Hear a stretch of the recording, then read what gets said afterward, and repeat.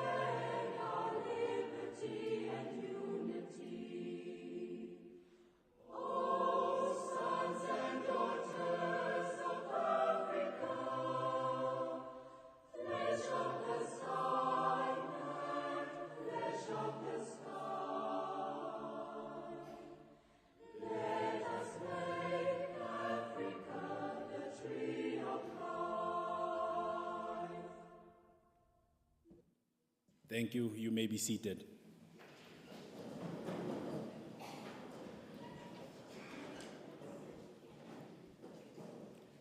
Once again, good morning to the community of the Kharas Region. My name is King Kakona. I will be your facilitator today. I am a representative of the Upstream Petroleum Unit under Her Excellency's office. Next to me is my co-facilitator, Lahia Njalo, who is also a representative of the Office of the President. Kindly allow me to observe and acknowledge the protocol before me today. In his absence, Honorable Governor of Kharas Region, David Gertse. In his place today will be the Chairperson of the Regional Council, Honorable Joseph Isaacs. May you please stand? Or just wave, sorry. Sorry, please, yes. Acting Regional Officer, Ralph Sachika. Councillor of Keetmanshoop Rural and Member of Parliament, Honorable Willem Labeskagni. Councillor of Oranjemund Constituency, Honorable Governor Lazarus Nangolo. Honorable, sorry, apologies. Apologies. Councillor Taimi Amakali of Karasburg West. Deputy Head Special Advisor to Her Excellency, Dr. Netumbo Nandi Ndaitwa, Mr. Carlo McLeod. Representatives from NAMCO, NBC, NPC, esteemed colleagues, members of diplomatic corporations, captains of the industry, representatives of civil society, youth, members of media. I warmly welcome you to the National Upstream Local Content Policy Consultation being held today in Keetmanshoop. We will now have a welcoming remark by the chairperson of the Regional Council, Honorable Joseph Isaacs.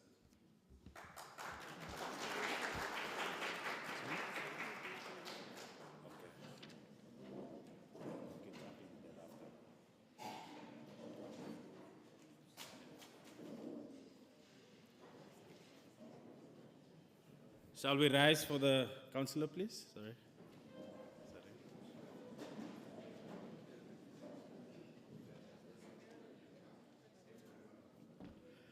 Thank you very much, Director, for proceedings. You may be seated.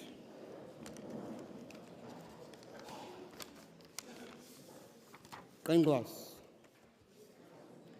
Kind glass. Kaidagara, Kaidura. Kaidura. I think the natives or the indigenous are in minority here, because it's us that speaks the native language. Nevertheless, Director of Proceedings, thank you for the opportunity graced unto me to do the welcoming remarks. Director of Ceremonies,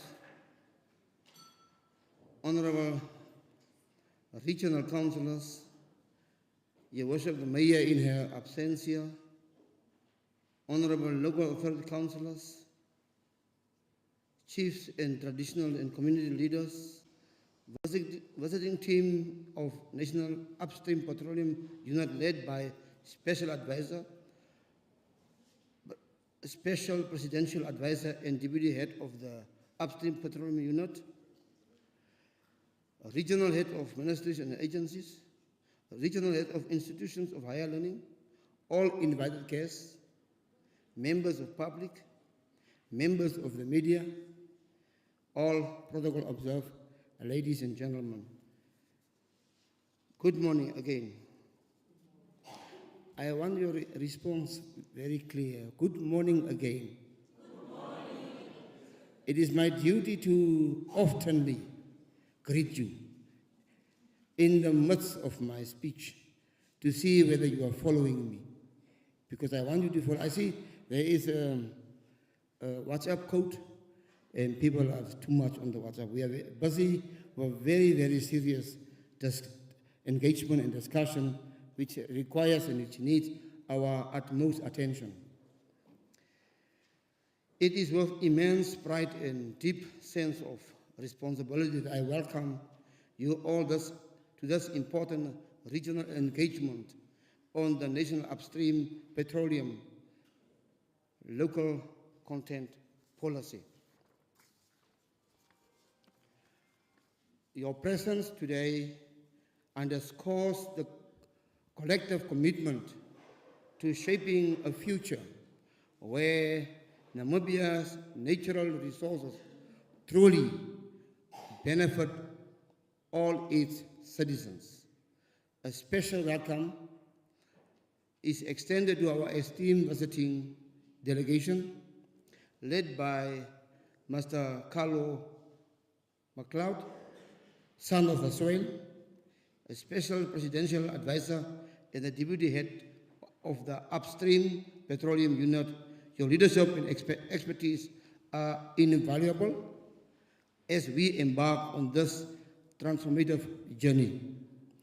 And I say deliberately son of the soil because he knows the dusty streets of Taiplakte. He is hailing from the Henry Mabke, our Henry Mabke. The recent oil discoveries and the subsequent development of Namibia's petroleum resources marks a pivotal moment in our nation's history, ushering in a new era of economic potential and national development. This is a chapter that demands careful planning, inclusive strategies, and a steadfast commitment to ensuring that the benefits of this newfound wealth are equitably distributed across all our societies, cross-cutting. Hence, the creation of a robust Namibian content policy for the upstream petroleum sector with linkages throughout the entire petroleum value chain is crucial for ensuring that the benefits of Namibia's natural resources are shared fairly, sustainably amongst all Namibians. The National Upstream Petroleum Local Content Policy in Namibia embodies the nation's dedication to maximizing the socio-economic advantages derived from its petroleum exploration and production activities. This policy is designed to ensure that Namibian citizens, especially those from historical disadvantaged groups, are actively involved in and benefit across the entire value chain of this vital industry. This objective is achieved and should be achieved by fostering the development of local enterprises, enhancing the skills found locally and capabilities of the workforce, and facilitating the transfer of essential knowledge and technology. Moreover, this policy underscores Namibia's strategic vision to leverage its natural resources for broad-based national development, ensuring that the wealth generated from petroleum exploration and production contributes directly to the empowerment of our people and the sustainable growth of our economy. This policy is not merely a regulatory framework. It must be a blueprint for economic empowerment, job creation, and the sustainable development of our communities.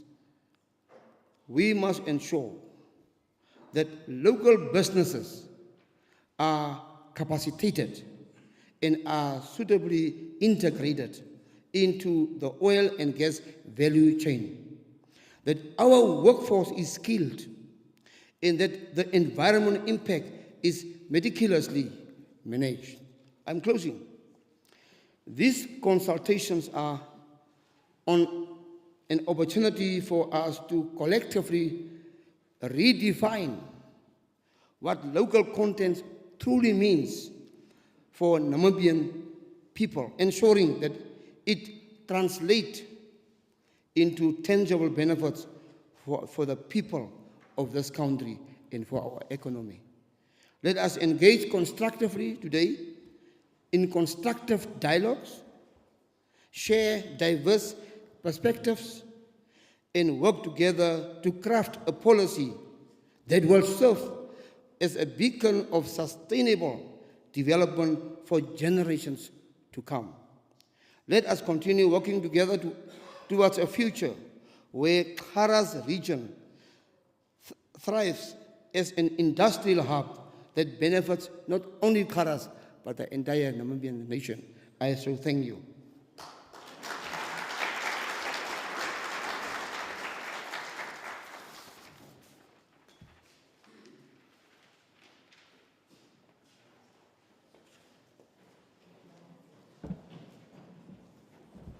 Once again, we would like to thank the chairperson of the Regional Council, Honorable Joseph Isaacs.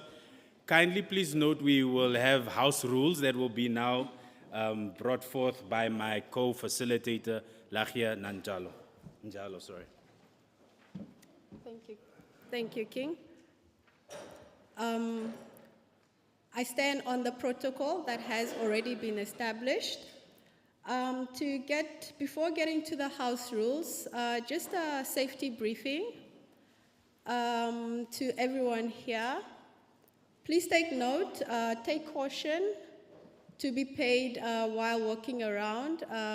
As you can see, we do have spotlights around the audience, and we kindly ask you to take note of the stands because they are tripping hazards. There are also cables on the floors. So if you take caution, we do appreciate that. For emergencies, we have 2 exits. One is to my right, where we have the audience sitting at the back there. That is the one exit. And then the other one is here to my left. Ablution facilities right outside here. If you step out of the door to your left, and then you walk a distance, and then to your left again, there you'll find the ladies and the gentlemen's restroom. As mentioned earlier by Louise, we do have a register that's also being circulated around. We would appreciate if you can register on that. Into getting to the house rules, we kindly ask you to put your phones on silent. Also, we encourage you to avoid discussions while our presenters will be presenting, because this is a very important engagement. And further to that, this is the Wi-Fi. The Wi-Fi is on the screen, and the password. That will also allow you to, for those without data, it will allow you to get to the National Upstream Local Content Policy through this QR code. So once your data is on, then you will be able to access the local content policy on your phone. I thank you very much.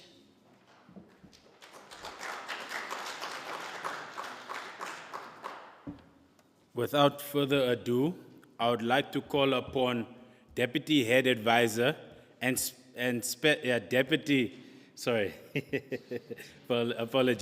Deputy Head Advisor to the President,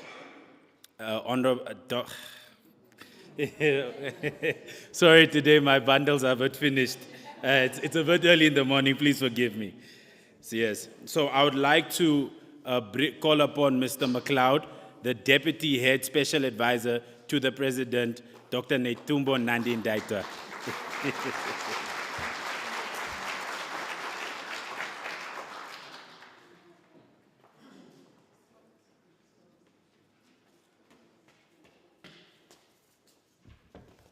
Good morning. Okay, just for the record, my name is Carlo McLeod. I am the Special Advisor to the Presidency on Oil and Gas, and also the Deputy Head of the Upstream Petroleum Unit. Can you all hear me? Am I loud enough? Thank you. Right, so, yeah. Allow me to stand on the protocol that has already been established. I want to say good morning, honorables, ladies and gentlemen, members of the media, members of the community. You are all welcome to this event. I am truly honored to stand before you today as the son of the soil from Keetmanshoop, as already alluded. But my task today is not only to speak, it is to listen, it is to learn, and it is to walk with you on this important journey that we are embarking on together as a nation. Namibia has entered a new chapter in its history. After years of exploration, significant oil discoveries have been made off our shores. Discoveries that carry the potential to transform our economies and to open new opportunities for our people. But let us be clear, oil in itself does not automatically bring jobs. It does not reduce poverty, or it does not deliver prosperity alone. It is only through careful planning, fair policies, and putting Namibians first that this discovery can become a blessing for our nation. That is why we are here today, to engage with you on the local content policy.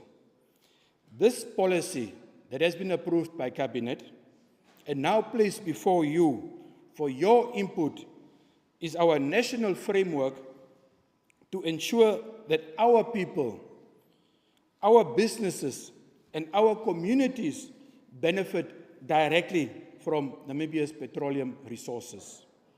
What is this local content policy that we are hearing about? In simple terms, this policy is about ensuring that Namibians are not left behind. It is a government commitment that oil and gas companies must employ Namibians. They must train and develop our young people. They must source goods and services from Namibian businesses. They must transfer knowledge and technology to our people. It is about ensuring that the wealth from the oil and gas that flows from these activities go directly into our homes, our schools, our clinics, our hospitals, and our communities where it matters most. But why is this so important? Allow me to give practical examples. If a company needs 100 workers, as many of those 100 jobs as possible should go to Namibians, especially to young people, women, and those from disadvantaged backgrounds. If a company requires catering, transport, or accommodation, these services should be sourced locally and not be imported from other countries. It should create business opportunities in our towns and in our regions. If specialized training is needed, it is our children who should receive the bursaries and the scholarships to prepare them for future careers in this industry. Ladies and gentlemen, this is not just about jobs. It is also about building a future where Namibians own, where Namibians manage, and where Namibians prosper from the oil and gas industry. But how will this be achieved? It's the question. The policy sets out clear rules and targets. Oil and gas companies will be monitored. They will be required to report on the progress that they are making, and they will be held accountable by government. Government will ensure that strict enforcement takes place so that those promises translate into real benefits for our people. We know too well from other countries that oil and gas, if they are not managed well, it can become a curse rather than a blessing. Where the benefits are captured by very few, where corruption thrives and communities are left behind, Namibia is very determined to follow a different course and a different path to that.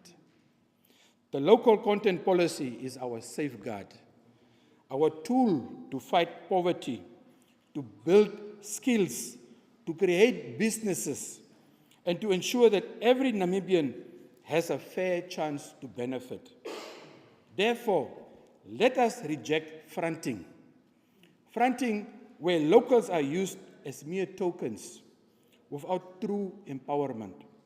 Instead, let us embrace genuine participation that uplifts the people, that develops the communities, and strengthens our economy.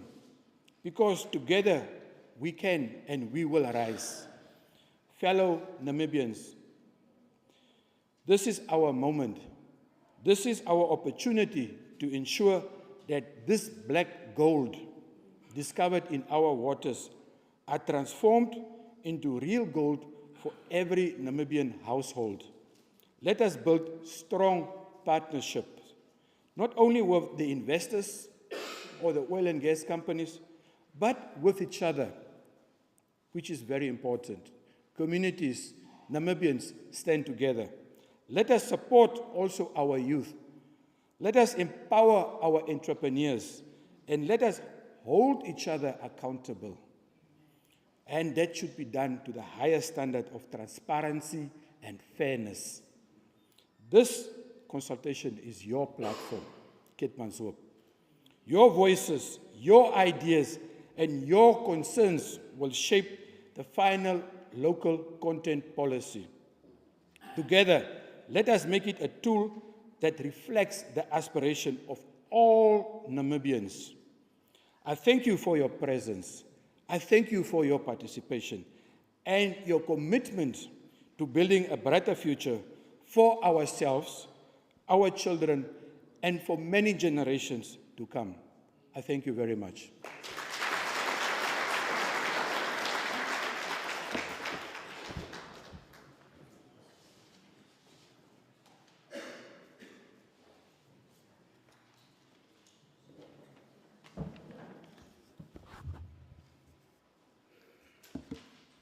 Once again, thank you to our Deputy Head of the Upstream Petroleum Unit and Special Advisor to Her Excellency. I would like to now call upon a representative from NAMCO. His name is Avilinus Shanika. He is a petroleum data manager, management specialist, and geologist. Please give him a round of applause.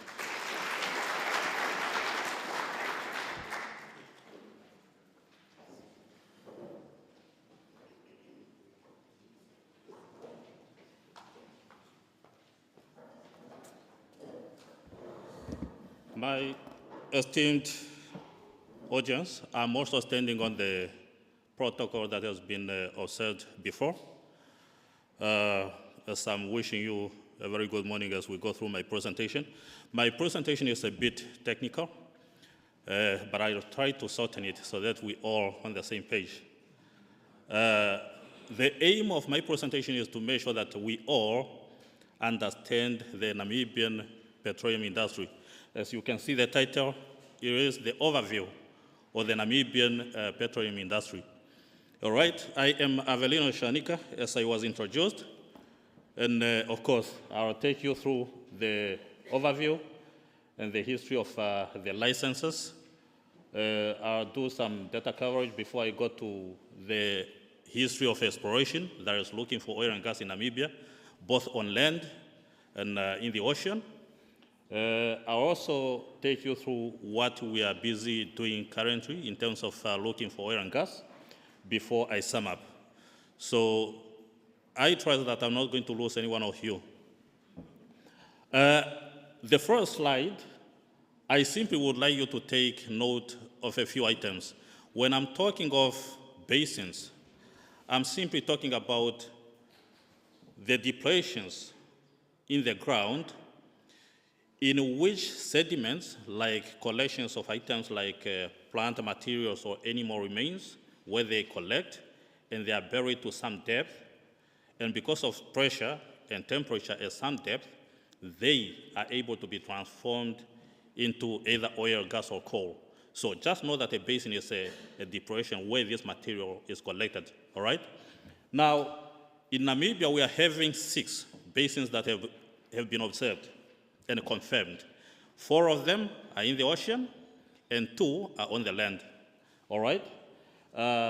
In the ocean, we are having the Nami Basin that is bounding Angola, followed by the Warvis Basin, and then we come to the Lodari Basin before we get to the Orange Basin, which is our sweet spot as we're talking. On land, we are having the Nama Basin, and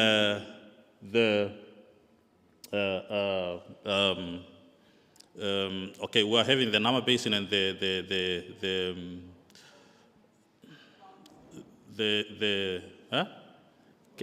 can somebody help me remember? Sorry, Ovambo Basin.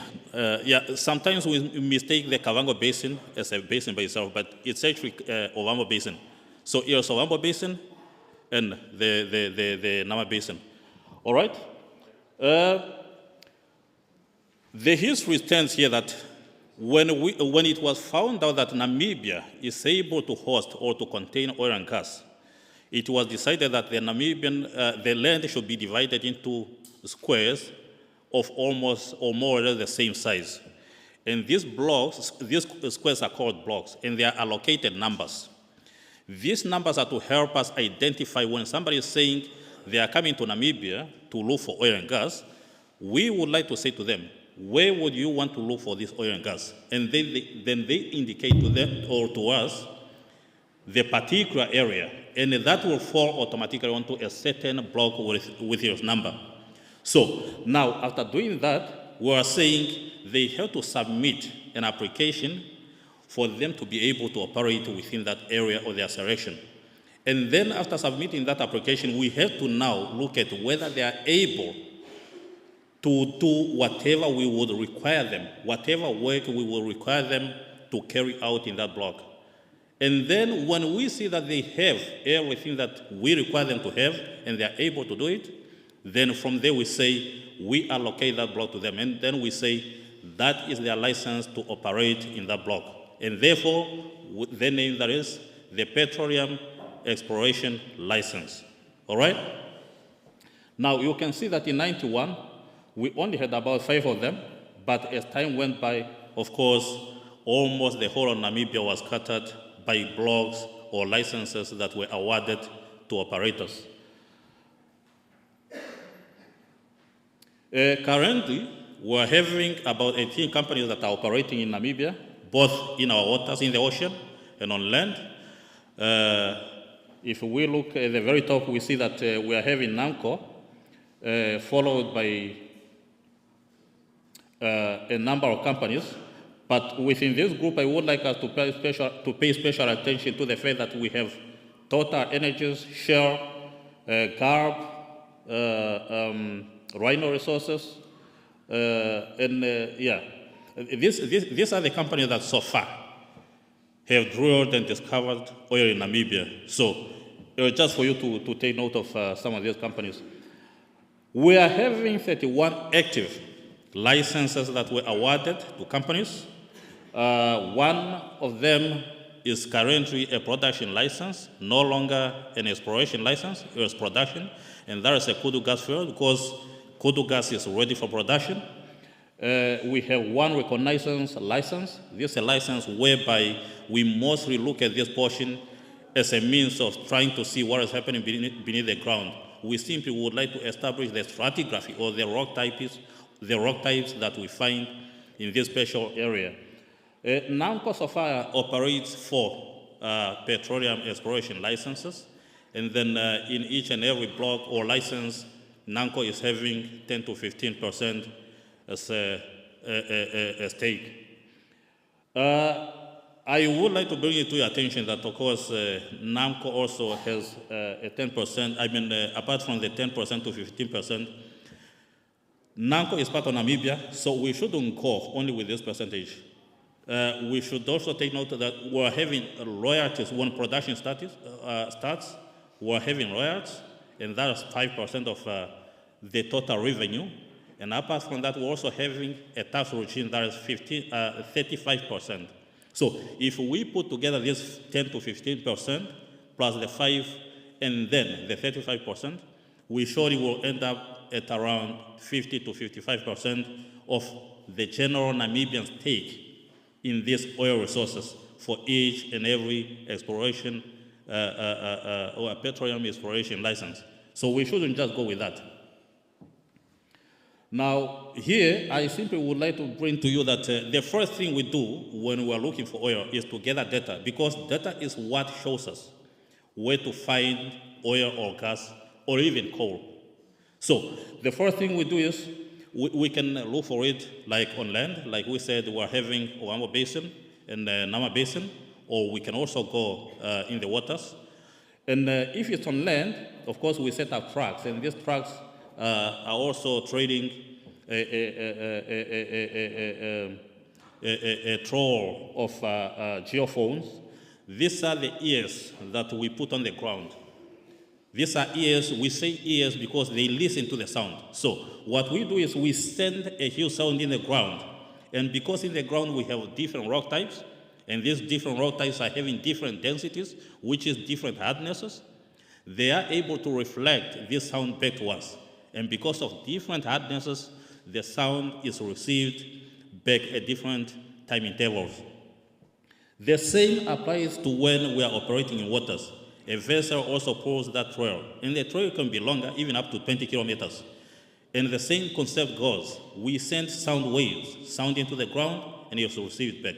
When it's received back, it now gives us the image. When we now get this data, it gives us the image at our far right.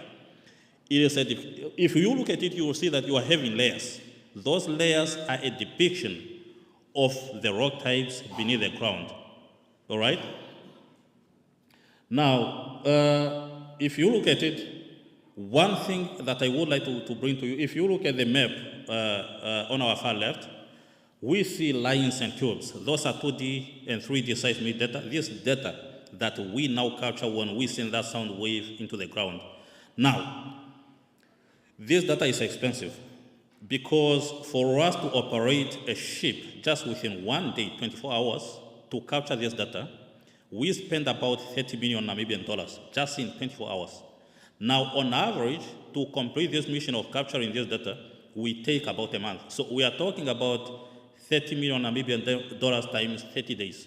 So that is about 900 million Namibian dollars just to complete one mission of capturing data, depending on the site, of course. If it's larger, then of course we are likely to spend much more. So what we are saying is this data is very expensive, and therefore it has to be kept very safe. In NAMCO, we are having everything that we need, from the strong room to computers or servers that are capable of storing this data, just to make sure that this data is not stolen, it's not tampered with, and it's not lost. Because it's very expensive. If we say you capture it and you go back to do it, of course, there's a lot of money. These are operations when it comes to now drilling a well, because after we find out, can you just go back? After we find out that a certain spot, for instance, here, let's say we find out that maybe we see that it could contain oil or gas somewhere there. Now, we now have to drill to find out whether there is gas or oil at the spot that we have identified. So, as a result, we set up a vessel which is in the ocean or a drill rig on land to drill the spot that we have identified. All right? And then when we drill, we also take out the rocks from the wells because these rocks have to be analyzed. Sometimes we have to take them to the laboratory. If you look at the far right below, you will see that we are having a microscopic image of the rock in the laboratory, and this to ascertain ourselves of what these rocks are made up of. Sometimes we say we are having sweet oil or sour oil. In most cases, it is because of the content of sulfur. Now, if there is too much sulfur, we say it's sour. And this is one of the best ways to find out the content of this, because this now prepares us on how we are going to extract and store and actually refine oil when we know the sulfur content and any other mineral of our like or dislike. This is simply to show us that we have drilled a lot of wells in Namibian waters, but in the early stage, we were using machines of shallow to mid-range water depths.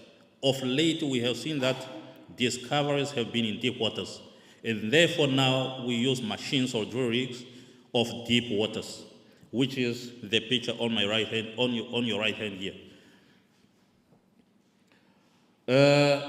Onshore, like I said, we're having Owambo Basin, which extends to Kavango, and then on offshore, of course, Owambo Basin and Nama Basin. In Kavango, of course, we have been having companies like Recon Africa doing very good job in terms of seeing what is happening in that basin, and that is part of Owambo Basin, also on Nama Basin. Now, when it comes to Nama Basin, of note is that work started in 1928, and of course it started with some coal discoveries. And because there were some discoveries, of course, work has been going on, and 2D seismic data has been also captured.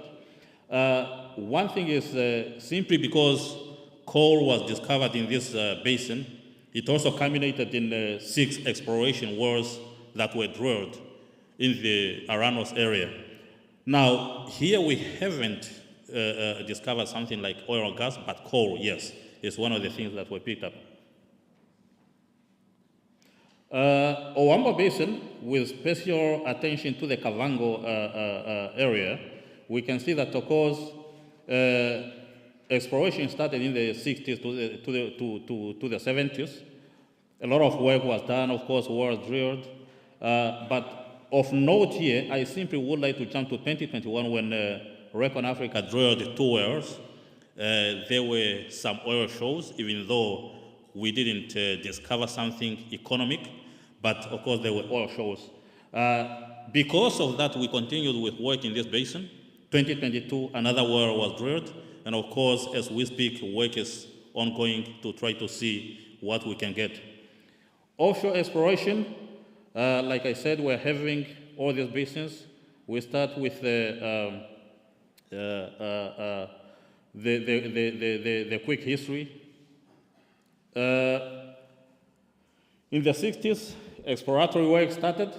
A lot of work also has been done, but I would like to simply jump to 1974 when the Kudu gas field was discovered. Like Kudu gas was discovered, and it was found out that it's economic. Now, all along, a lot of work was done, but I would like to point it out that after the discovery in 74, the license to produce this gas was awarded in 2005. So you can see the time frame it takes for us to ascertain ourselves of what we are dealing with. Because we cannot jump to production when we know that there is a lot to be done for us to be sure of what we're having. Of course, again, a lot of work has been done in between, but I would like also to jump to 2021. Of note, a year we had the economic oil discoveries in Namibia with Shell. That was the Graph War. And then since then, we went to Total Energies with the Venus War. And the rest has been history. I mean, up to now, we are busy with work in this basin, and discoveries are being sought after. The Nami Basin, the one I said is neighboring Angola, 2 wells were drilled, and that, of course, was not so enough to make sure that we know of what we're dealing with. However, these wells proved to us that a rock that is capable of producing oil and gas is available. Also, the rock that is able to contain oil and gas is also available. Now, one still needs to do much more work in this area just to make sure that all other factors are identified and they are fine. We have to know that exploration work usually takes a lot of work before discovery, and that is why we know that in Namibia currently, we are having a lot of wells that were drilled and they were dry before discoveries. Walvis Basin, also a number of wells were drilled, but of significant note is that in 2013, we had an oil discovery in this basin by HRT, even though this well was also not economic, but it was a milestone in the oil and gas exploration in Namibia. Okay, the oil and gas working system is available, whereby we are saying the rocks that are capable of producing oil and gas, the ones that are capable of hosting oil and gas, the ones that are capable of trapping, and the transportation is available. However, the paths of flow remain the ones that are not ascertained of. We are not yet certain of how this oil and gas could be charged into a certain location for us to be able to extract it. So we still need to do some more work to make sure that the system, the oil and gas system, is well defined. The Loaders Basin, a lot of wells again. In the Loaders Basin, only 1 well was drilled. However, this well also showed us that all rocks capable of producing and bearing and hosting, or rather trapping, are available. However, because it's only 1 well that has been drilled, we are saying we are not sure of what is happening. So we still require a lot of work to be done in this basin. And of course, we are saying we need more investors to come in. Now, our sweet spot, the Deer Orange Basin, this is where we are having our economic discoveries, oil and gas. First of all, We are having the Kudu field where Kudu gas was discovered. It's economic, and that one now is a production license we are having right there. So which means we are ready to produce this gas. It's no longer exploration, it's production. We are facing production. All these wells, I should say, since 2021, about 20 wells have been planned to be drilled in this basin. And most of the wells that were drilled discovered economic, sweet, light oil. Now, I don't know if we are not proud of that, then of course as a nation, we are no longer going to be proud, but that is our sweet spot.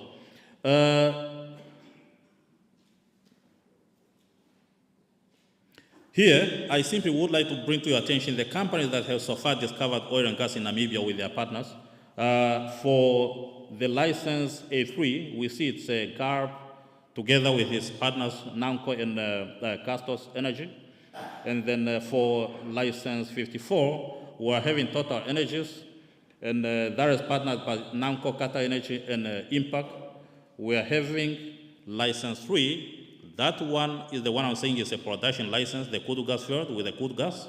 And then we're having 85 with Rhino Resources, partnered by Azure Energy, NAMCO, and Chorus.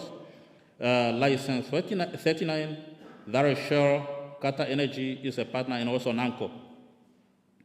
Now, we are still busy drilling and studying data that we are picking up as we are drilling in these petroleum exploration licenses.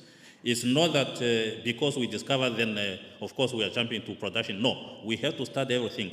And like I said before, just to make ourselves sure of what we're having and be confident of all the discoveries before we jump to production. Of note is that PEAR, or rather Petroleum Exploration License 56, we are preparing the final investment decision, and that is likely to be completed in 2026. So we are gearing for production also in this license.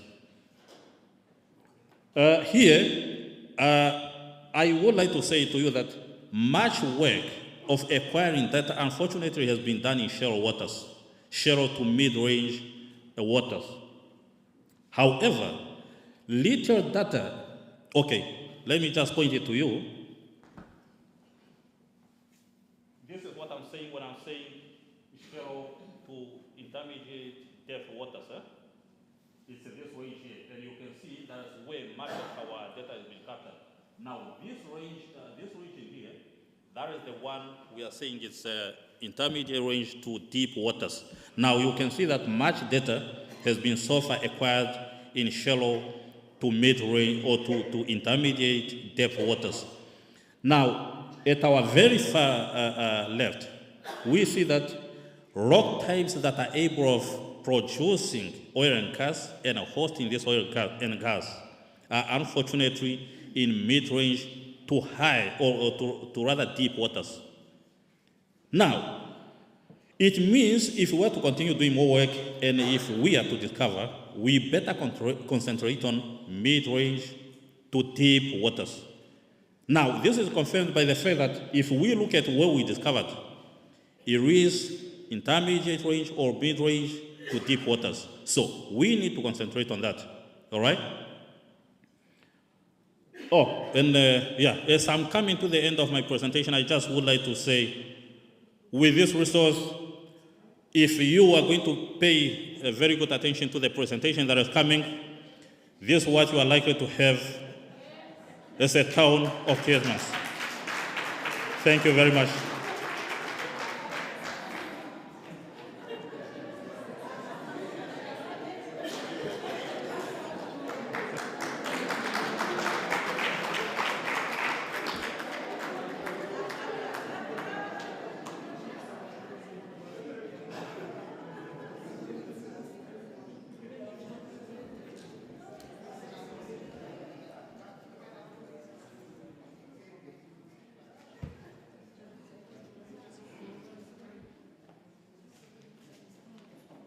Ladies and gentlemen, you will now be able to ask questions.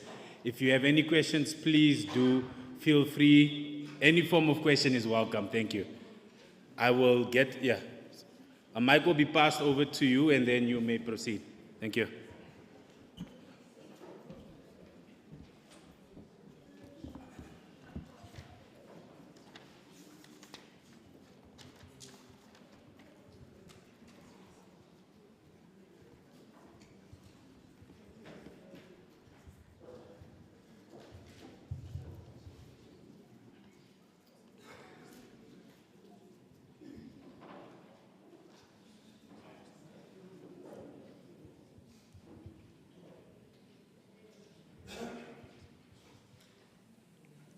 Goeiemôre.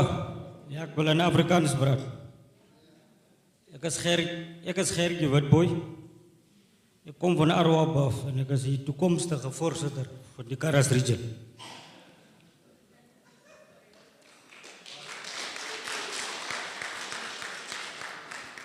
Yeah, my first question is, how will this current NAMCOR court case affect this investment? And secondly, I just want to ask is, what is the share of the Namibian government representing us in this investment? And lastly, ek wil dit in Afrikaans sê. Dit is nie om Keetmanshoop toe te kom en vir ons nou van Keetmanshoop van plekke af te bring na Keetmanshoop. Wat is die kommunikasie vir die toekomstige investment? U het 'n prentjie gewys van 2040. Laat die mense wat op Kosses, Arendvlei, Gabes, Kanagas, Bersiba, Arwap, omdat die focus is net op Keetmanshoop. Ek wil vir u vra en 'n suggestion maak om hierdie mooi investment te gaan verkoop in daai klein plekkies ook. Omdat as ek nou vir iemand gaan sê van local intent, local content in Arwap, dan sal hy sê dis 'n local houer of wat sy doen. Vat dit, koördineer deur die local authorities, deur die regional council en deur hierdie CDC program, omdat daar stakeholders daar so en gaan verkoop hierdie investment. That is my suggestion. Baie dankie. Sorry, sir. Can you just repeat your first question?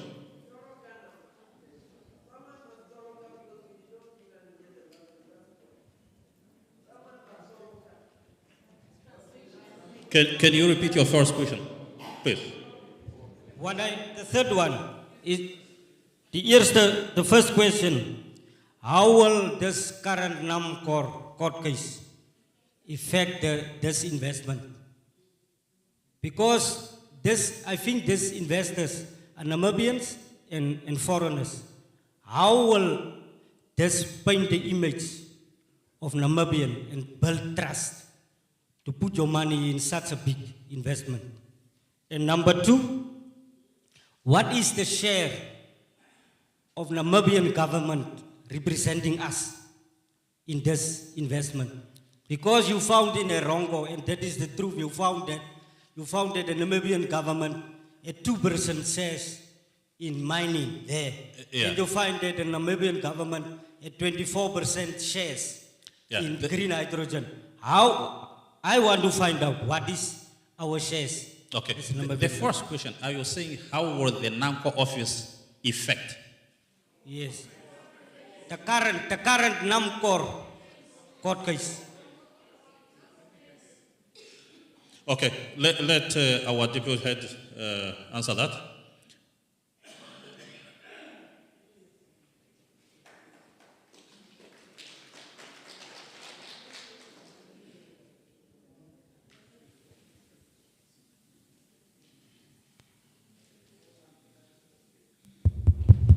Thank you very much for the question. So the way I understand it is, how will the current court case have an impact on going forward?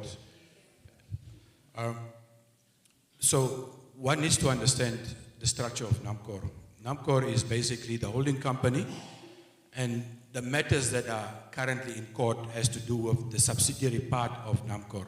So NAMCOR has got two subsidiaries. One deals with the downstream, one deals with the upstream. He is from the upstream part. This is where we focus on exploration, appraisal, and production. That has got nothing to do with the current case. The current case has to do with the different products, the petroleum products. So that is what we call the downstream part. This is the upstream part. So the subsidiary of upstream is not affected by this. So whatever court case is happening does not affect the other part, which is the upstream part. And then on the issue of the shares, there seemed to be a bit of a misconception and understanding about Namibia's total share in all this. Some people will say, oh, Namibia only has 10%. Really? Our natural resources, 10%? Can we not get more? I think we need to address that issue very well and make it clear. So the 10% that is allocated goes to the participation of NAMCOR as a government commercial entity. That is the 10%. For government, there is what we call taxes and royalties. So 5% goes to royalties towards government. That is even before profits have been declared. And then you have 35% that goes to government as revenue towards that. Now, if you count 35% plus the 5%, you're already at 50%, right? And then you add 10%. Oh, sorry, 40%, thank you. And then you add the 10% of NAMCOR. Then you're already now at 50%. So that is the government, the total government take. You also have additional profit taxes that kicks in as the company is making profits. So in a project where the investor invests millions, let's call it billions, Namibia's government take from that billions is 50%, and it can get even up to 60%. So let us not focus on 10%, 10%. 10% is to NAMCOR. That's their participation. But don't forget that government also has a share that it gets from that. Let's have that clarity, because I sometimes hear people say, no, but we are selling our country, we're only getting 10%, 10%. And remember, the oil is ours. It is ours. It's no one else's, it's yours. Thank you.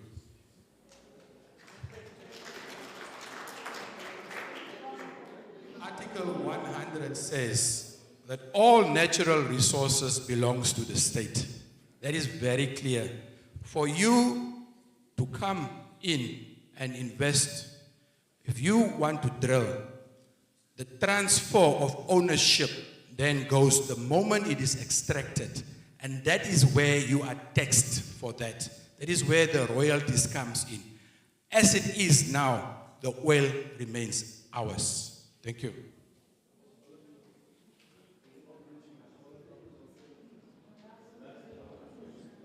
Sorry, ladies and gentlemen.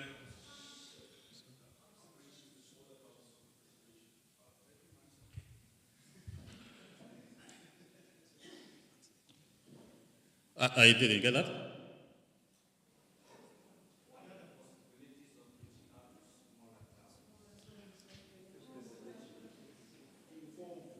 Oh yeah, well, this is what we are doing. We are not only saying we are coming to Loaders and Keetmans. Of course, we are spreading our wings to all the towns out there. Depending on the time and the schedule, we are trying to reach out to everyone. But of course, we are also making these presentations available for the public. So we are not only going back with whatever we're having, we're also leaving it with the public.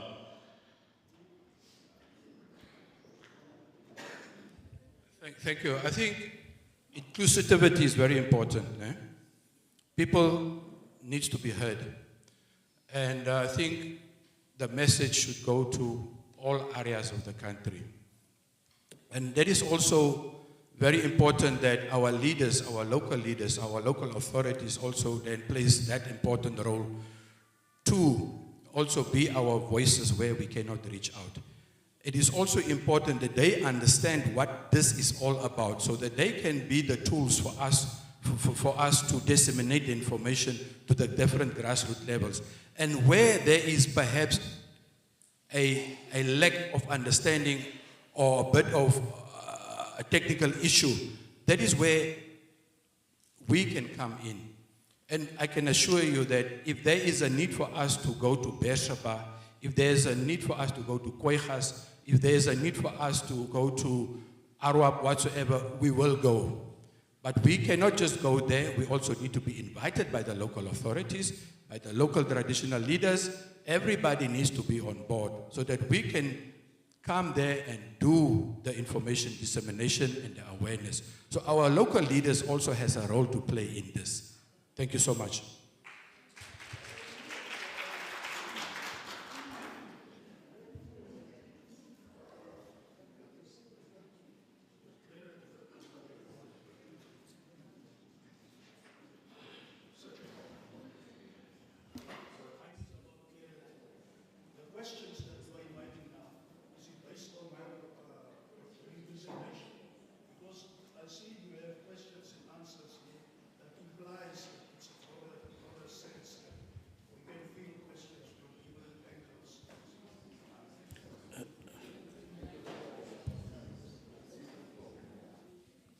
My question now is about clarity. The questions that you are taking or inviting now, is it based solely on your presentation now? Or because I see you have a slot here, that implies that you will take questions in general? Because I'm a bit cautious because we might digress from your program, because I myself intend to ask you, do you have a mechanism in place to avoid what's happening in Nigeria, for instance, because oil is a gas, so that we don't sabotage the pipeline and that kind of thing? So does it speak to your presentation? No. But when it comes to the other slot, it might. Thank you very much. No, mine was only to take you in what is happening in our industry, the petroleum industry, just for you to have an understanding. But the main presentation is coming. And of course, that is the reason why you are here. Maybe our deputy head would want to say something.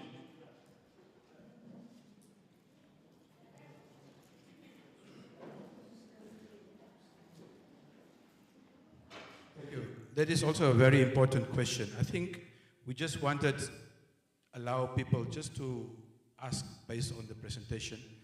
But I stand to be guided. The program says that this presentation, just to give an overview so people understand what is the oil and gas industry all about. And then we move now over to the real issue of the local content.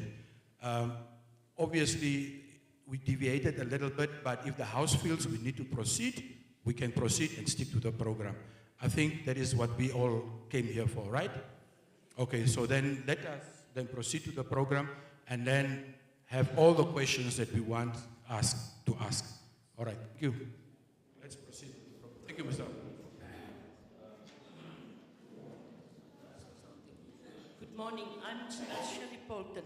I just wanted to know, we are in the upstream phase at the moment.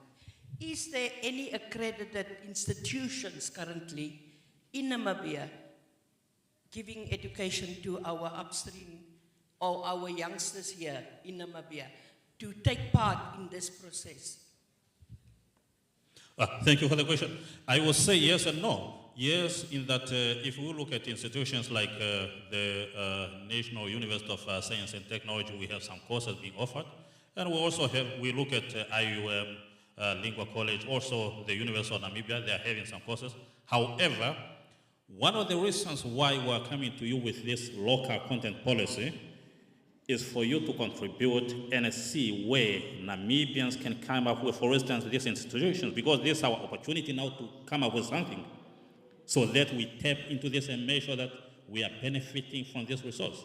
So we wouldn't want to only stick with what we're having, because this is a huge industry.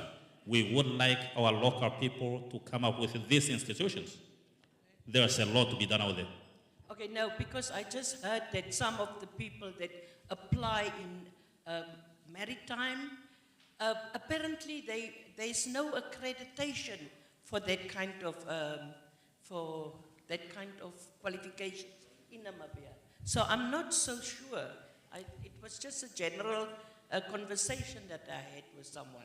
Thank you. Of course, for those that we don't have accreditations, of course, we take note of people going to South Africa. But like we are saying, the reason for this presentation that is just coming is for us to have our input so that we are able to come up with our own institutions that will accredit all of us in Namibia so that we are ready to make sure that we benefit from this resource. Thank you. I think I just wanted to add, good morning to everyone. I'm Shokik and Jimmy from Petro Fund. Of course, yes, there are possibilities in terms of training that are taking place. So the service companies and operators are giving this training so that they can work. And also, I think what you mentioned is some of the policy and issues that we have. The country doesn't have some of those systems in place, but there are institutions currently working towards that so that we are able to establish those programs. NTA is busy, the University of Namibia is busy, a lot of companies involved is Ludwig as well. So their work is taking place currently. Yeah, thank you.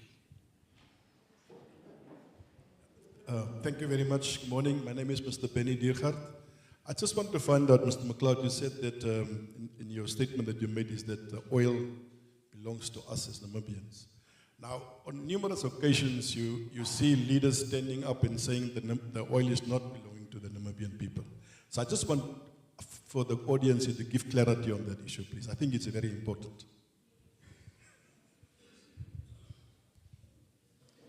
So why are we here if the oil is not ours? Why are we here? It's not ours. Why don't we just stay at home?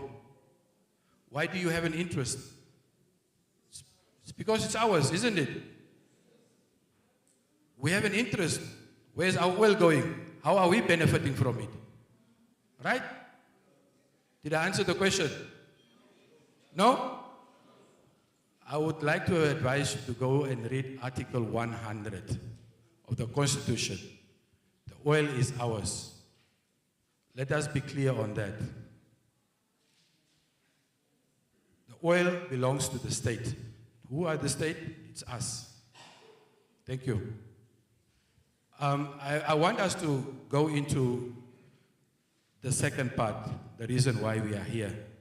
Let us listen to what is the local content, how will it benefit us, and hear your views on it. This is just a technical presentation. I can see a lot of your questions will have an impact on the local content. So let us listen. If there is clarity that needs to be sought, let's use that opportunity to clarify. Thank you. And also, ladies and gentlemen, we are adults. Let's be respectful to one another. We are here for a very, very, very serious common aim, and for us to understand and work together, have a common understanding what are the issues and what are the challenges. Let's have that, please. Thank you. Thank you, Mr. Butler. To the audience, we are kindly going to go into a tea break. Please note down all your questions that you have. They will come after the presentation that will be done by one of our members from the Upstream Petroleum Unit. To all the dignitaries, kindly please have a seat. We'll ensure that you are served. And to the fellow community, there is something outside for you. Thank you so much. Thank you. Sorry, I think let us go into the issues. I don't want us to lose the momentum. Let us go into the issues. Let's start the presentation. Then we can have the tea break, and then whilst we have the tea break, then we can formulate our Q's and A's. All right, let's do that. Thank you very much, Mr. Williams. Thank you.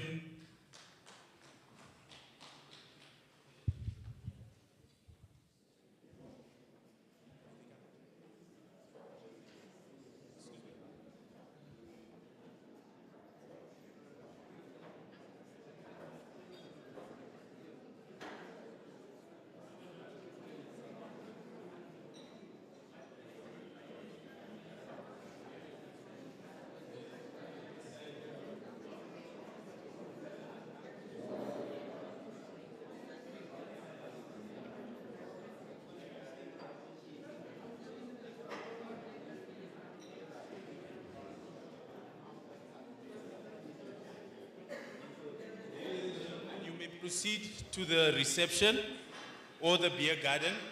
For those who want to remain in the hall, there are 60 packs here, so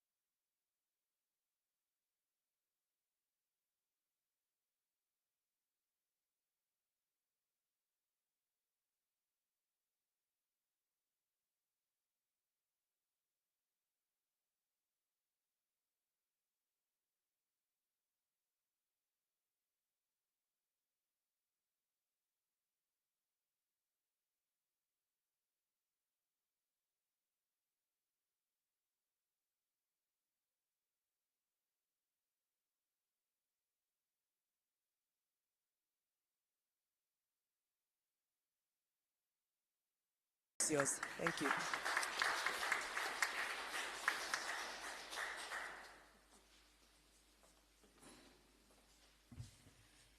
Thank you, Director of Proceedings. And I have to mention it very well that Director Berta was my senior at Martin Luther High School.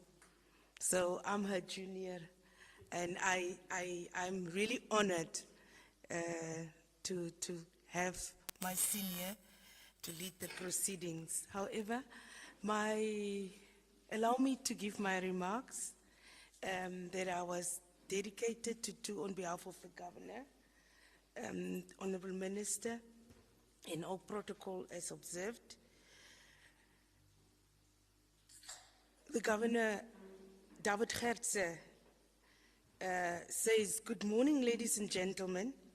It is with immense pride and profound pleasure that I, as Governor of Kharas Region, extend a most heartfelt welcome to each one and every one of you to our vibrant and strategic important region. Today marks a pivotal moment for Kharas and indeed for Namibia as a whole, as we gather under the auspice theme, driving Namibia's economic prosperity through the African Continental Free Trade Area. This theme resonates deeply with our aspirations for sustainable growth, job creation, and enhanced regional integration. We are particularly pleased to host these ministerial regional business visits to Kharas and Lüderitz and Keetmanshoop in particular, a testament to the collaborative spirit and forward-thinking vision of our government. I wish to express my sincere gratitude to all present for gracing us with your valuable time and expertise. A special and warm welcome is extended to the distinguished ministerial teams led by Honorable Selma Ashipala, Minister of International Relations and Trade, whose leadership in fostering international partnerships is invaluable. Equally, we extend a warm welcome to the team of the Ministry of Industries, Mines and Energy, whose commitment to industrial development and resource management is vital to our national progress. Furthermore, we are delighted to welcome Ms. Nangula Uyanja, the CEO and Chairperson of NIPDB, whose dedication to attracting and facilitating investment is instrumental in realizing our economic potential. Her insights into investment opportunities within the AFTA framework will be particularly enlightening. We also acknowledge with appreciation the representation of Namibia Revenue Agency at this important engagement, recognizing their crucial role in ensuring a fair and efficient business environment. This initiative, facilitated by the Ministry of International Relations and Trade in conjunction with the Ministry of Industries, Mines and Energy, is truly commendable, and we really need to give them a plaud on that. Its objective aim at facilitating direct consultations between the ministries and the Namibian business community is precisely what is needed to bridge the gap between policy formulation and practical implementation. This engagement provides a unique platform to gather first-hand insight from our local entrepreneurs and businesses, addressing their challenges directly and most importantly, integrate the invaluable perspectives into trade supportive policies that will truly benefit our nation under the African Continental Free Trade Area.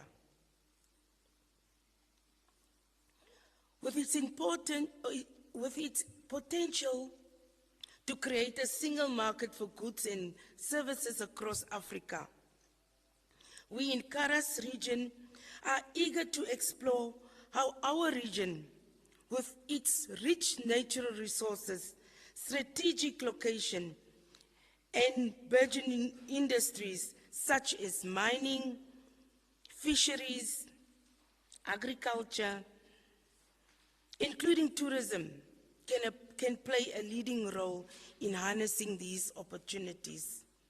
Within this context, Lüderitz is strategically positioned and poised to emerge as a significant industrial hub within Namibia and the broader Southern African region. Its deeper port offers unparalleled access to international shipping lanes, making it a crucial gateway for trade and logistics. Honorable Minister, the ongoing development of Lüderitz Port, including its port expansion, is set to be significantly to enhance its capacity to handle increased cargo volumes, further solidifying its role as a key maritime node.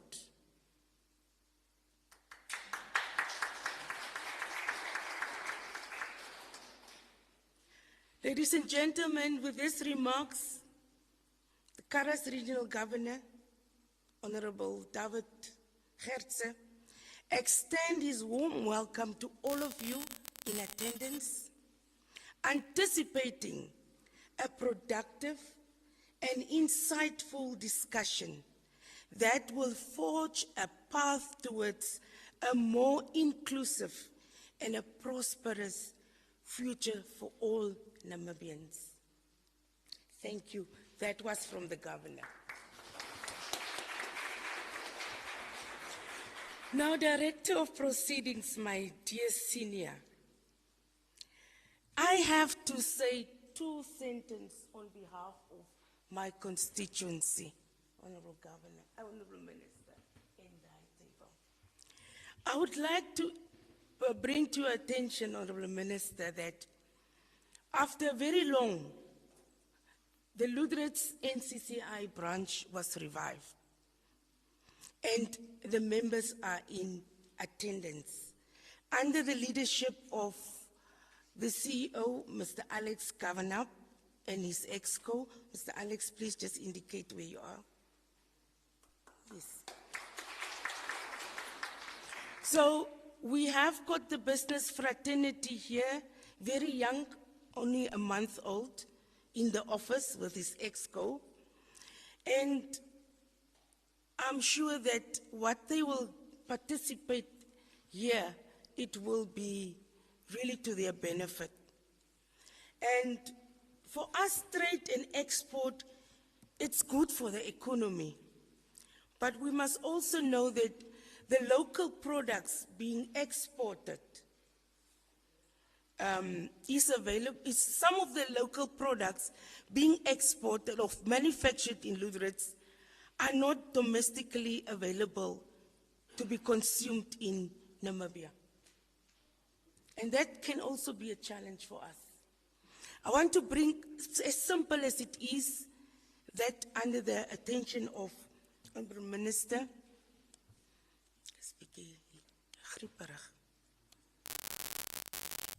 and to say that there's two industries playing a role in the blue economy.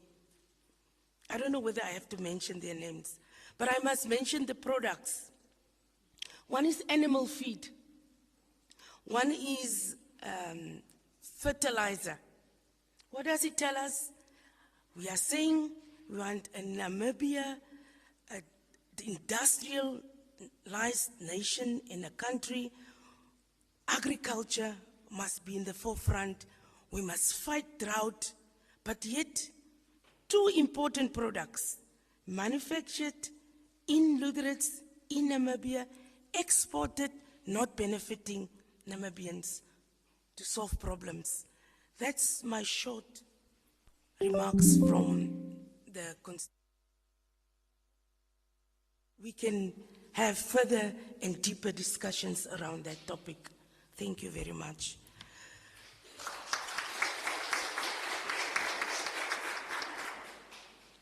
It is with great pleasure that I now have to introduce the keynote speaker to you. As well known to us, Ambassador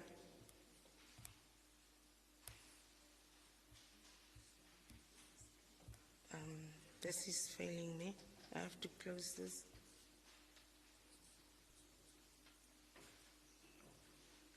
Well known to us, Ambassador Selma Ashipala Musavi, the Minister of International Relations and Trade.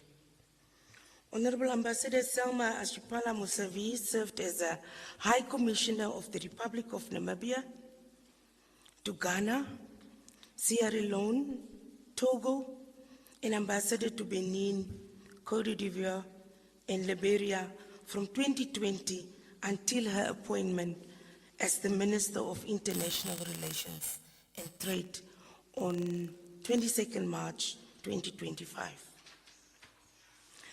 She is an experienced and consummate diplomat. In terms of what you can offer versus what is required, that's how you define your local content as a country, whether it will be capacity building of entities, whether it will be training of your people, whether it will be employment creation.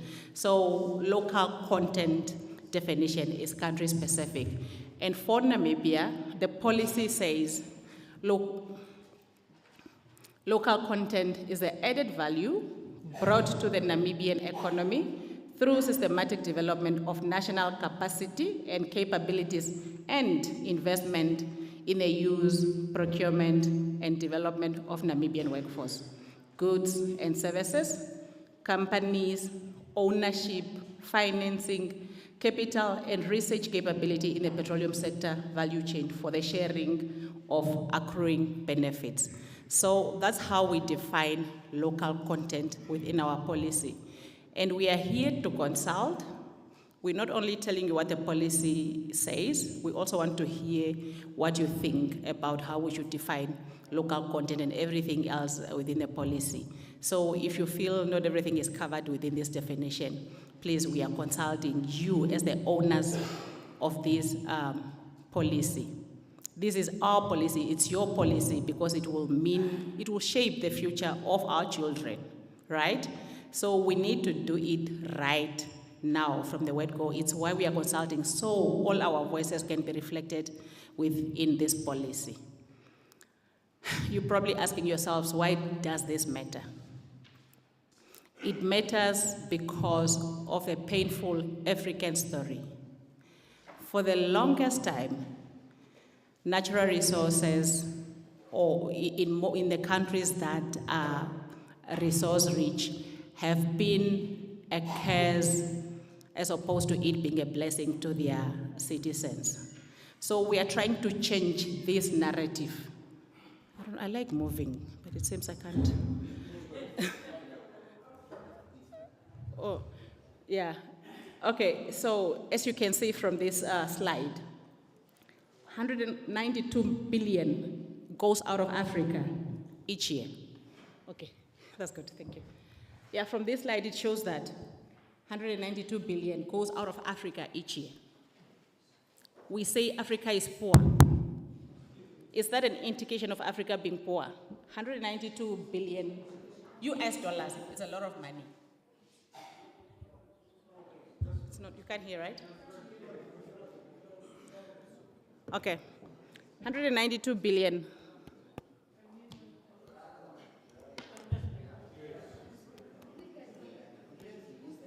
I can use this one. Okay, good, thank you. This is a lot of money. It's even way more than the aid that comes to Africa every year. Yet we say Africa is poor. And then look at the new scramble for Africa's resources. This still continues. The scramble was first for the oil resources that Africa has. Now we are talking of energy transition. We are talking of cobalt, we are talking of lithium, we are talking of vanadium, and so forth. All these resources sit in Africa.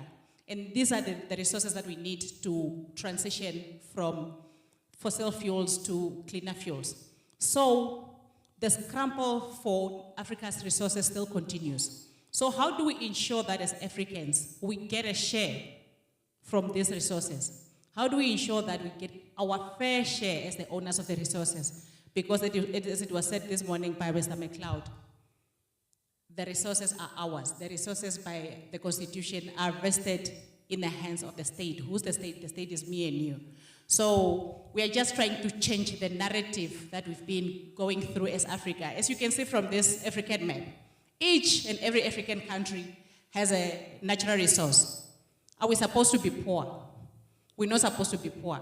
So we are trying to change the narrative of living off taxes and royalties, moving into participation where we can also enjoy these profits as the owners of the resource. It's why we are developing such policies. This was just to give you a background of why local content policy matters. And for us to understand what type of strategies we need to use to get a share of our resource, we need to understand whom we are dealing with. And these are the oil giants we are dealing with. These are the 10 biggest companies by market capitalization, right? We have ExxonMobil here, which is worth 457 billion US dollars. Its market capitalization or market value. Chevron, Shell, Total Energies, all these are operating in Namibia. And Namibia's GDP.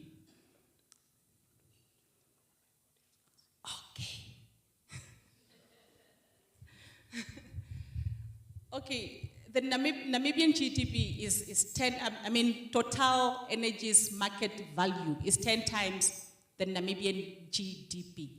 Who would have thought one entity can be bigger than a whole nation? So these are the giants we are working with. So all we are trying to do is to share a bit of these resources or the value of the resources that they are extracting from our country, from Namibia, through local content development or through local participation. And now going into the Namibian story, I think Mr. Shanega from NAMCO told you the whole story of what is happening in the petroleum upstream industry. We are no more a frontier country we have been all these years because now we have made massive discoveries. We've been making discoveries after discoveries since 2022. And for us to be able to benefit from these discoveries or from this resource, we need to participate as Namibians. We can participate through ownership, through jobs. It can be either ways, but we realize that we currently have limited skills to fully and meaningfully participate in this industry as Namibians because this is a very new, nascent industry for Namibians.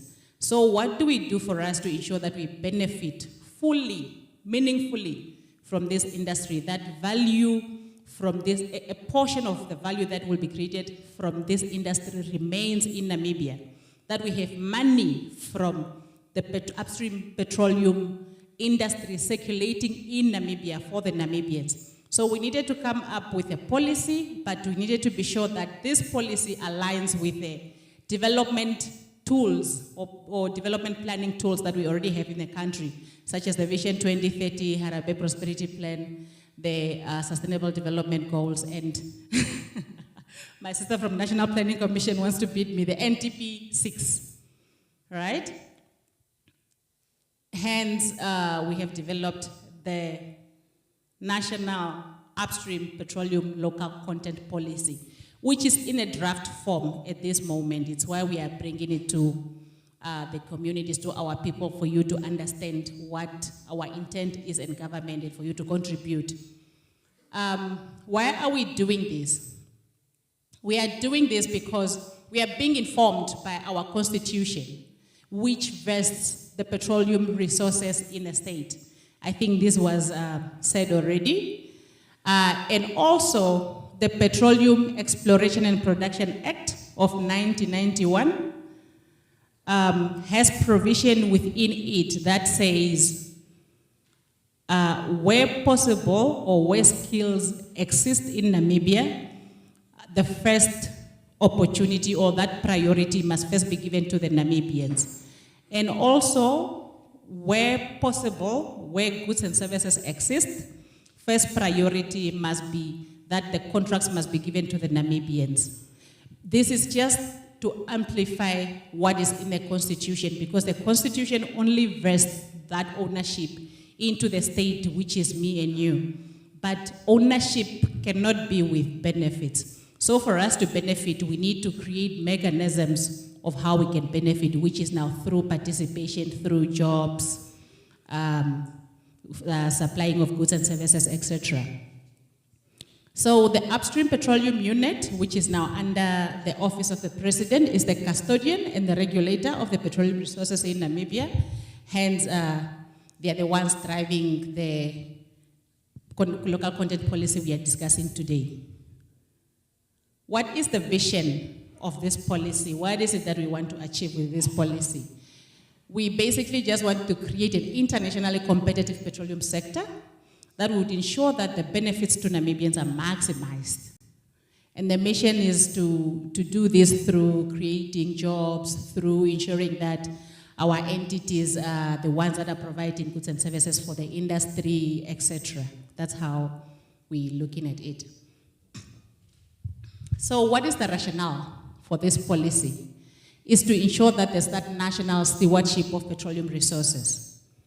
By national stewardship, we mean we don't just want to be the owners of the resource, we also want to be to be in control of this resource as Namibians, because it is our resource. We also want to be part of managing this resource because it is our resource. And then with that, we want to promote sustainable development and energy independence. We want to be able to use this industry to fuel our energy transition agenda as well. Because when we are talking about sustainable development, we are talking about the future. The future says transitioning to cleaner fuels. So how do we use this resource to drive that agenda as the country? So that's also a rationale for this policy. And we want to support economic diversification because the petroleum industry is not an end in itself. It creates it creates backward and forward linkages, meaning it creates a lot of other industries. For the petroleum industry to exist, it creates waste. So it needs waste management companies. For this industry to exist, it needs employees. These employees need to eat. So we need a whole food production industry in Namibia. This industry needs to be powered. We will need power industry in Namibia. This industry, or the workers for this industry, because we'll be getting a lot of experts coming into Namibia, they need houses. They will need to live in Namibia, some of them. If not, they will need hotels. So there's now a hospitality industry created. So the idea is for us to also create these other industries that would not only serve the petroleum industry, but in the long run also develop jobs or create jobs for the Namibians. And this is all to create, to avoid the Dutch disease, to avoid all the Namibians concentrating in this one industry and forgetting that we had an agriculture industry where we eat from. We need higher institutions, we need all these other industries that also needs to drive the country's development. So we also want to ensure that the policy is inclusive.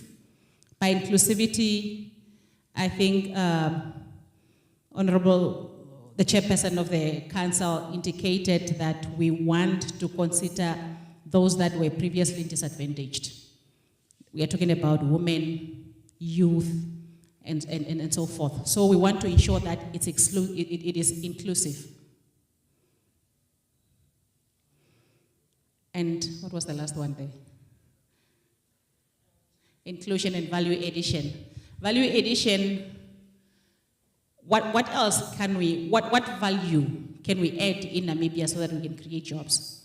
Can we perhaps maybe refine in Namibia so that we can create jobs instead of exporting crude as it is? So these are the things we are looking at with this policy. And prioritization of Namibian goods and services, I think I have overemphasized on that.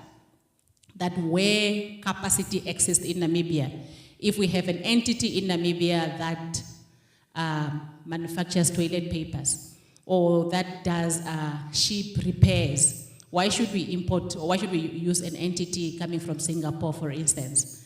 And then we want to ensure equitable opportunities for the previously disadvantaged Namibians. This I have spoken about. So these are the rationale of this national petroleum upstream local content policy. Maybe just to give you clarity on why we are saying upstream. The petroleum value chain is very long. So upstream starts from when you start exploring for crude oil to production, meaning exploration, development, production phase. That's what is called the upstream phase. So this is mostly where this policy is talking about. That's mostly what this policy is talking about. And then we have the midstream, which is the transportation and the refining, and the downstream is what we currently have in Namibia, where we import refined products, storage in Walvish Bay, and then redistribution further to other towns. That's the downstream industry.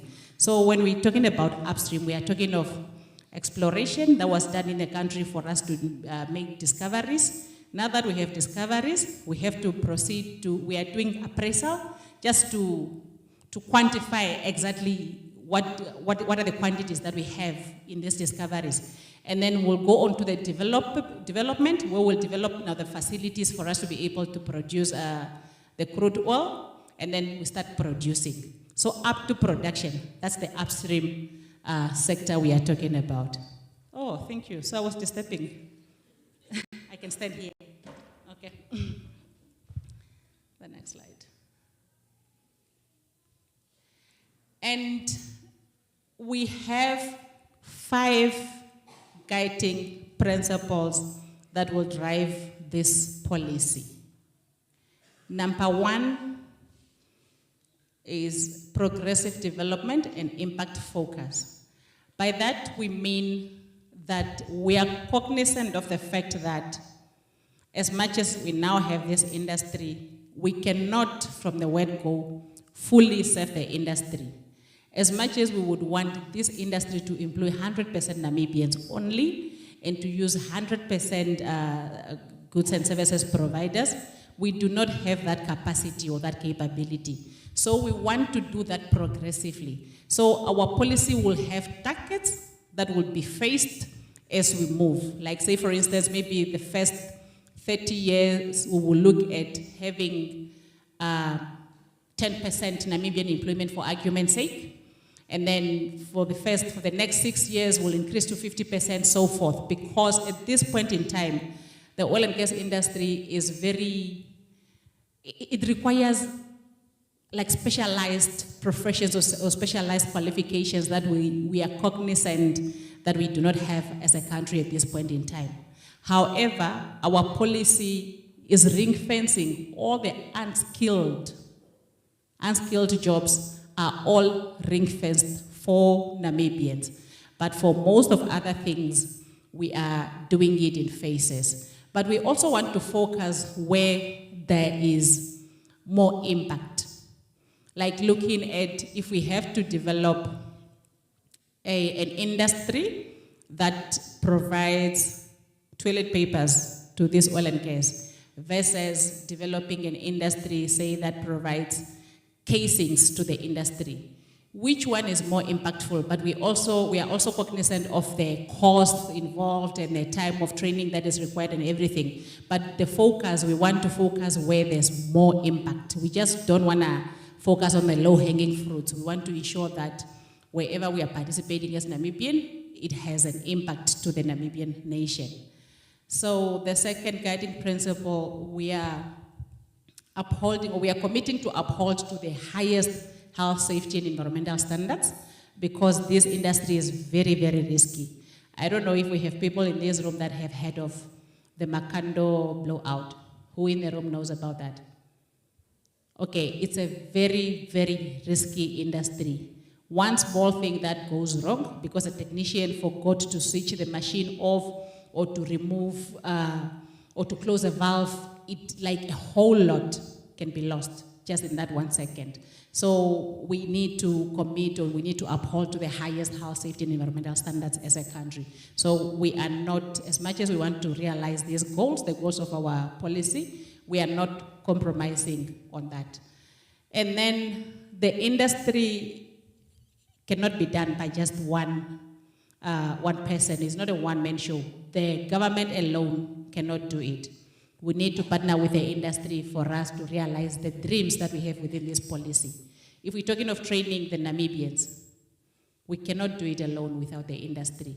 So we want to ensure that we partner with the industry for us to realize all the dreams that are written in this policy. And then we want to be able to, want to be transparent, and we want these companies to be accountable to the goals of this policy, and we want to ensure that we adhere to the international best practices, because the oil and gas upstream industry is an international industry. Next.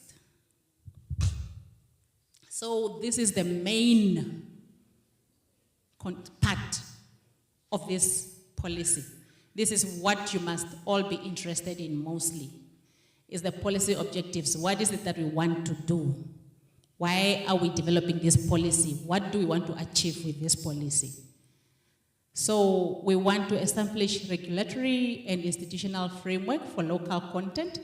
And for all these policy objectives, we have strategies or enablers, strategies that we will roll out to ensure that these objectives are realized. Like to establish regulatory and institutional framework for local content, we have to define what local content will mean for Namibia. And that's how we will now come up with the local content plan templates that we will be sharing with the industry or with the oil and gas operators, for them to be able to produce local content plans and then be reporting on that on an annual basis. And that should be monitored by the regulator of this industry for us to ensure that we are on track with regards to the objectives of this policy, or we are not achieving anything, or the industry is not even helping us to achieve any of those. So we have to, we have to ensure that we have regulatory framework that are easily understandable by the industry and that are easily enforceable by the government. And then prioritization to prioritize local goods and services. I think that I have spoken to already. And we want to maximize training, upskilling, and employment of the Namibians. We know what training is. By upskilling, we do not want the industry to employ me in a supervisory position for the next 10 years. How do they ensure that they upskill me for them to be able to promote me? And then we want, where possible, where the expertise exists in Namibia, only Namibians must be recruited or must be employed. And we want these companies to demonstrate this by advertising their needs publicly. When they are coming to government to say that we need to recruit an expert in the position of a reservoir engineer because we did not find any in Namibia, they have to demonstrate to government that we advertised for this long in all the 3 newspapers, and there was no response from Namibia, or the response that we got from Namibia they all do not meet our qualifications. And the moment they demonstrate that, that's now where we have to negotiate, the government and the company, to say that, of course, we will allow you to recruit an expert in this position because evidently there's nothing in Namibia, but we have to agree on how you plan to ensure that by 5 years from today or 4 years from today, we have a Namibian that is capable to take over from this expert. We are just not allowing them recruit because, of course, we do not have a Namibian. And these are the terms that will be applied to the visa of that expert. If we agree that it will take you 3 years for you to be able to have that specialized technician that you need, therefore, we will grant you a visa for that person for these 3 years. After 3 years, this Namibian must be capable enough to take over. Meaning for all these experts that we are allowing in the industry, we are requiring understudies. That's one of the mechanisms or strategies that we'll be rolling out to ensure that these objectives are realized. And we want to avoid window dressing. Window dressing is whereby the companies, just for the sake of ticking these local content requirements, they recruit me, knowing that I'm a Herero, I'm a previously disadvantaged, I'm a woman, so they are meeting the local content requirements. But yet I'm not fully involved within their operations. I don't understand exactly what is happening. I'm just there for them to tick the box. So we want to ensure that we have mechanisms that will avoid window dressing, benefits diversion, and etc. And then enhancing supply chain localization. We are encouraging unbundling of contracts because we have companies that would be coming from, they were operating in Angola. It's an oil and gas company. From where it's coming from, it already had its contract in place. They had their, what are the services offered in the industry? Their catering already contract, they already had their waste management contract, they already had their casing, whatever contract. So we want to tell them that, no, when you are coming to Namibia, come as Total Energies or as Shell Namibia, and whatever services that you need, advertise. Let them be open to the Namibians. Where we do not qualify, of course, you are welcome to use the international budget we built that capacity. But do not come to Namibia with a full contract. You just go to site, you said you have your caterers already, you have your inspection company already, you have your waste management company already, you have everything that you are coming with from wherever you are coming from. So that's why we are encouraging unbundling of contracts, so that where small Namibian entities are able to participate can be allowed to participate or to partner with the bigger entities. Because if an international entity is brought into Namibia by a Namibian entity that is partnering with them, whatever percentage, is better than this company being brought out by an oil and gas operator without any Namibian participation. Like maybe just to give you an example, I think it's in Ghana.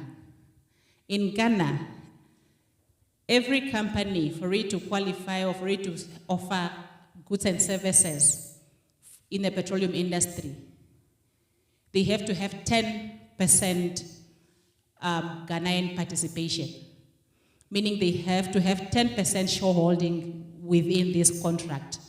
And this 10% that is reserved for Ghanaian shareholding or participation, the 10% must be, the company that is holding this 10% must be 51% Ghanaian shareholding.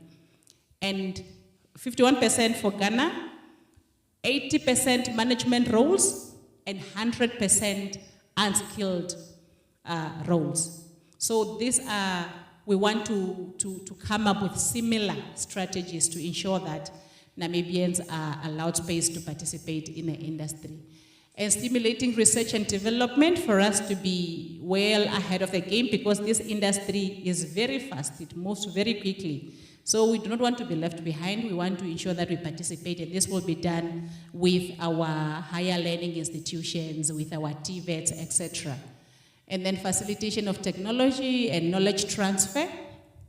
Also, when we are encouraging partnership between international and local entities, we do not want this partnership to be on paper only. We want this partnership to be physical, to be really inclusive. If you are given a chance to partner with any of these international firms that are coming to Namibia, you must insist on being part of these operations. You must insist on understanding the systems, how things work and what have you, so that at some point they have managed to transfer technology and knowledge to your firm, and you will be able to participate as an independent and Namibian entity. Because these things of just agreeing to be a partner on paper, we do not benefit in the long run. They will give you whatever share that they have promised you monthly, but come 20 years from today, you are still just getting that 10,000 that you were promised to get from that partnership. So we want to ensure that when you partner with the international entities, please be involved, be intentional, right? Participate fully, understand everything that is happening within those systems or within those companies. And enabling Namibian participation, I think that's all I've been talking about ever since I started the presentation, and financing, because this is a very, very capital-intensive industry. So we cannot just want Namibians to participate without looking for mechanisms or an enabling environment for them to participate, of which one is financing. So it's also under this policy where we'll encourage maybe agreements between or some sort of initiatives or interventions from our financial institutions to ensure that our entities have access to affordable funding. And then we want to foster collaboration between international and local entities. That's where we are encouraging these entities that, of course, we do not have the capability or the capacity yet as Namibia. You can bring in your service providers, or the service providers, you can come to Namibia, but please make sure that for you to get to participate in this Namibian industry, you have to have local ownership. It will also have its own weighting. Like if you are applying for a tender and we have a company that has 30% Namibian shareholding, we have one that has 5% Namibian shareholding, 2%, leaving everything else being equal, the one that has more Namibian ownership will stand a good chance of winning that tender, because we are encouraging them to have, or we are encouraging Namibian entities to participate, so that at one point we can be able to own our industry and to fully manage it. And then mandating localization of services and procurement. That's where we are saying that, because this is an international business, it's an international industry. You have companies that have a head office in Houston, and that's where everything is happening. Procurement is done from there and all the other services. So this policy is encouraging that some services, where possible, must be brought to Namibia. You cannot be operating in the Namibian waters or in Namibia, but your procurement is being done from Houston. How do you get or to reach out, or how do the Namibians get to understand your procurement needs if you are not on the ground? And also, all the services that can be localized must be localized. Because if we localize this service, or even for an argument's sake, even if we can take companies, international registered company or international companies to come and set up in Namibia, of course, they will start using Namibian legal services, they will employ Namibians, they will start using Namibian financial services and what so forth. So that's the extension we want to encourage in Namibia, that once these entities are on the ground, the cleaning company they will employ will be Namibian. The bank they will be using for their transaction will probably be a Namibian.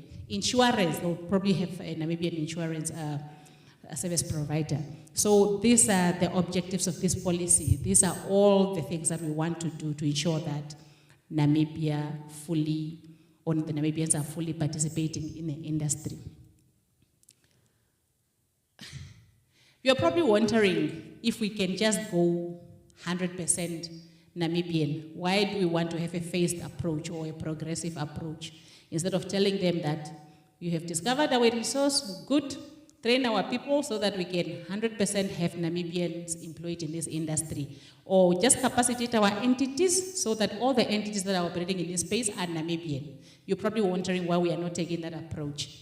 It's a good approach to take, but there are pros and cons to it.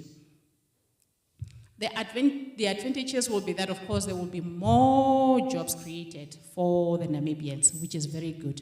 There will be more skills developed for the Namibians. The SMEs will grow. There will be economic diversification because they will be forced to procure in Namibia. So even the PPEs or the gloves, if they need them, they will be forced to procure in Namibia. So there will be economic diversification and there will be that national pride. But it comes with horrible disadvantages that we would not want to go through. Because, as I've been preaching, there is capacity gaps.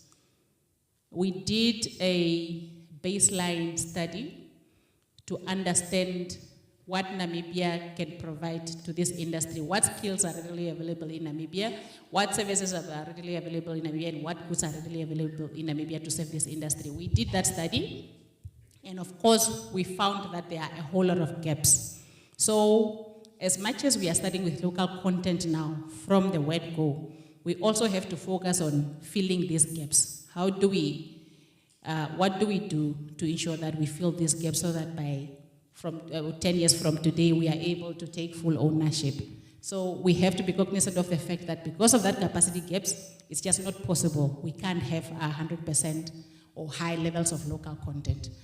And there will be increased cost for the investors because now they will be forced to train Namibians to send, say, 10 engineers to school to capacitate these entities, to buy technologies for the Namibian entities and what have you. That will be costly for these companies. And mind you, the expenditures of these companies from exploration up to when they produce are cost recoverable, meaning the government of Namibia pays for these costs. Once we start producing, these companies first remove what they have been spending in exploring up until they discovered, and then from there, that's where we get our royalties, and they take their revenue, and then we tax them on their revenue.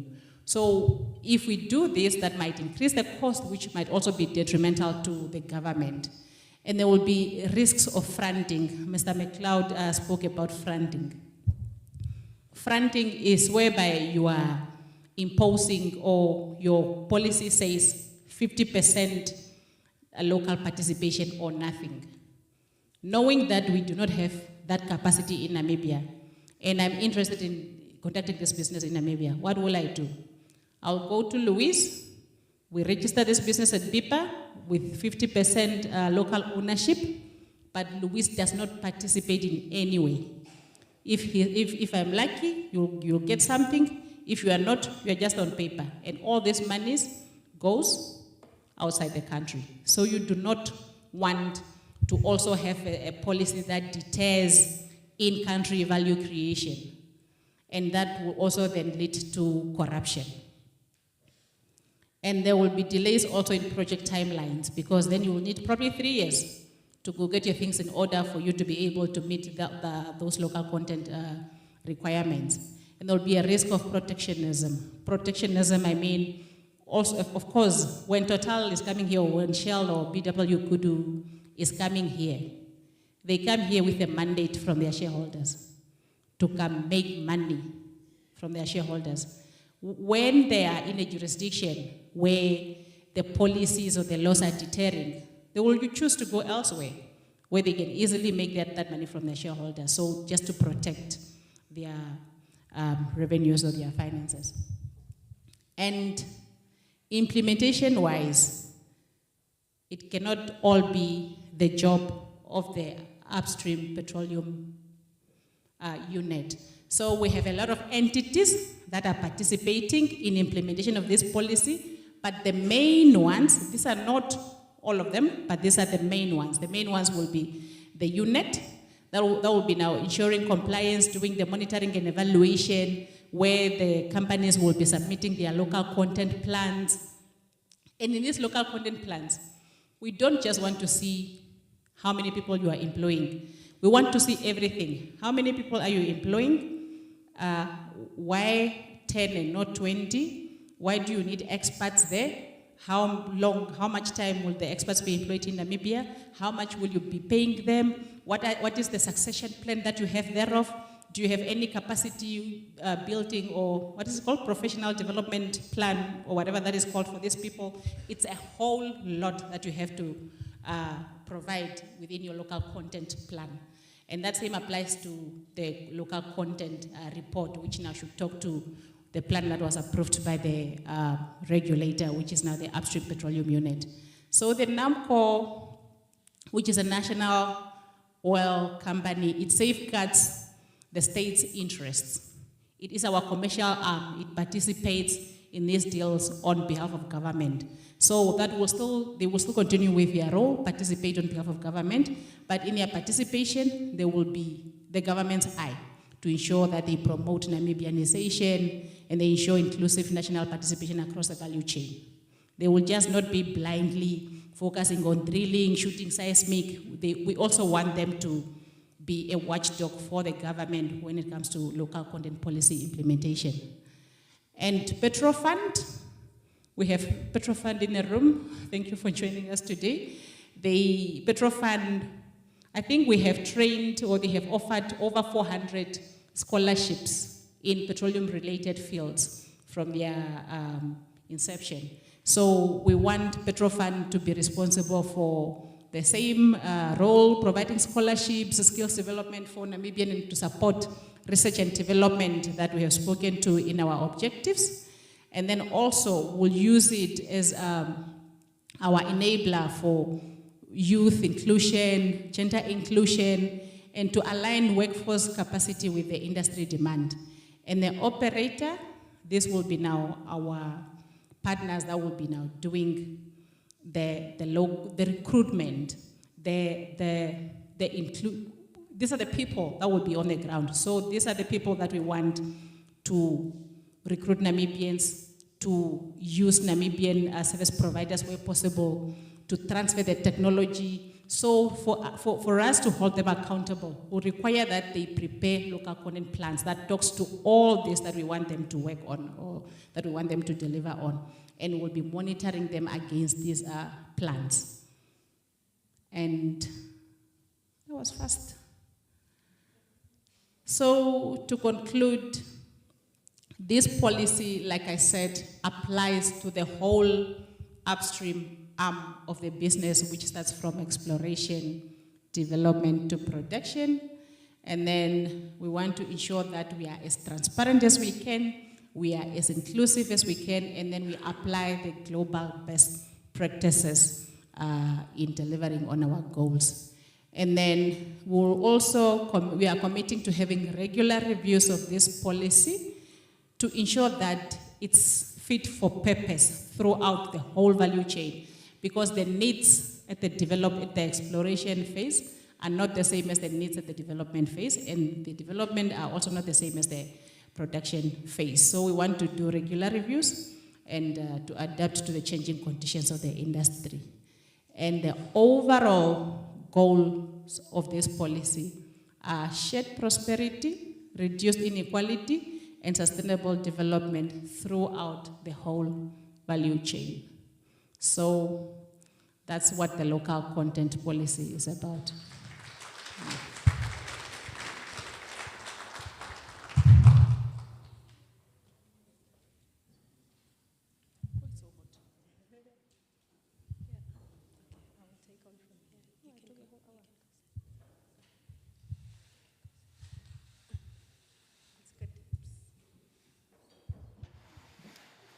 All right, there we had it from Ms. Louise Hangero.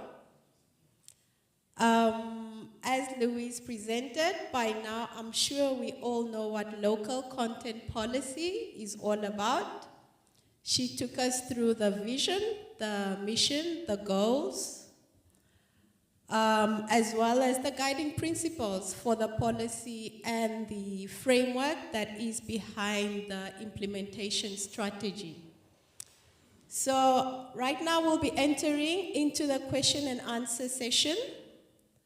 We do encourage you to please ask both the questions you had before tea time as well as the ones for the presentation we just had right now.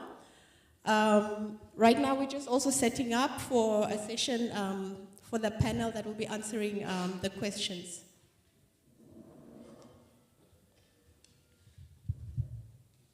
Okay. If I can have Mr. McLeod, Ms. Louise, and Mr. Shanika on stage.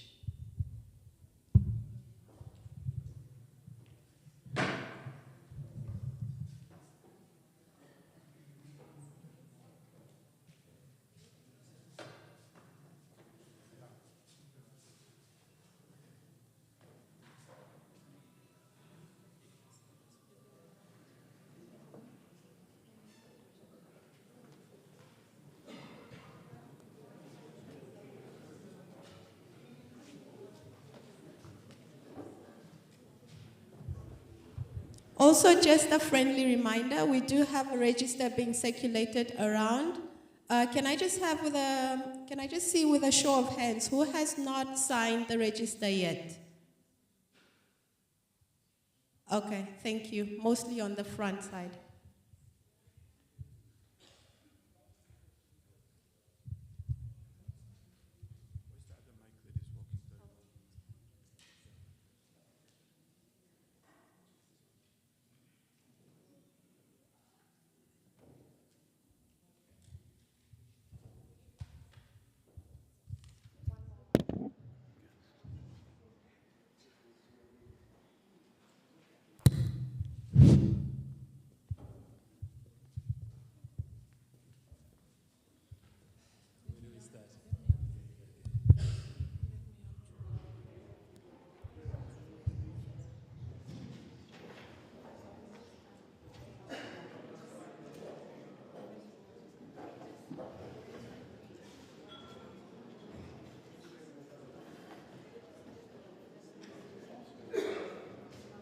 Thank you very much. May I indulge the panel and the facilitators?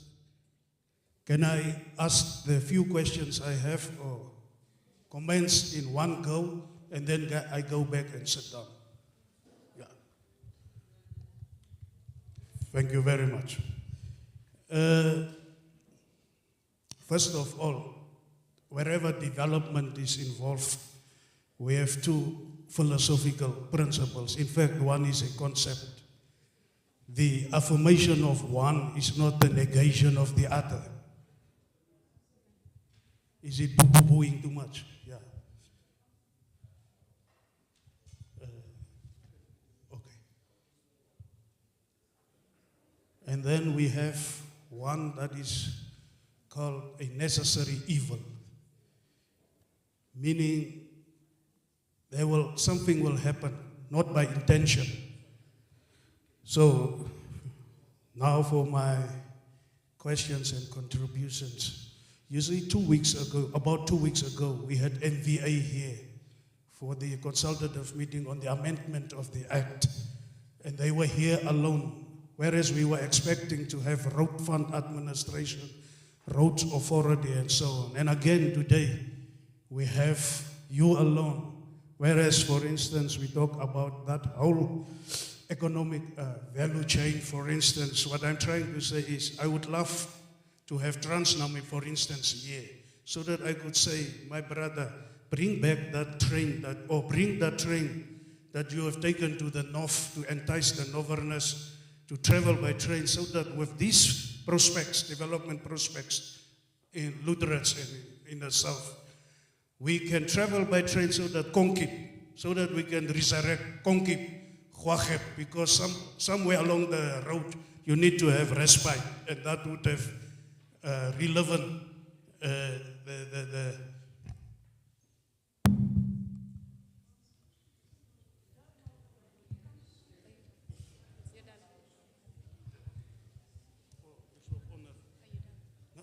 I'm not done. They have a problem with the sound, the mic. But it's, we can. Yeah, that was one thing.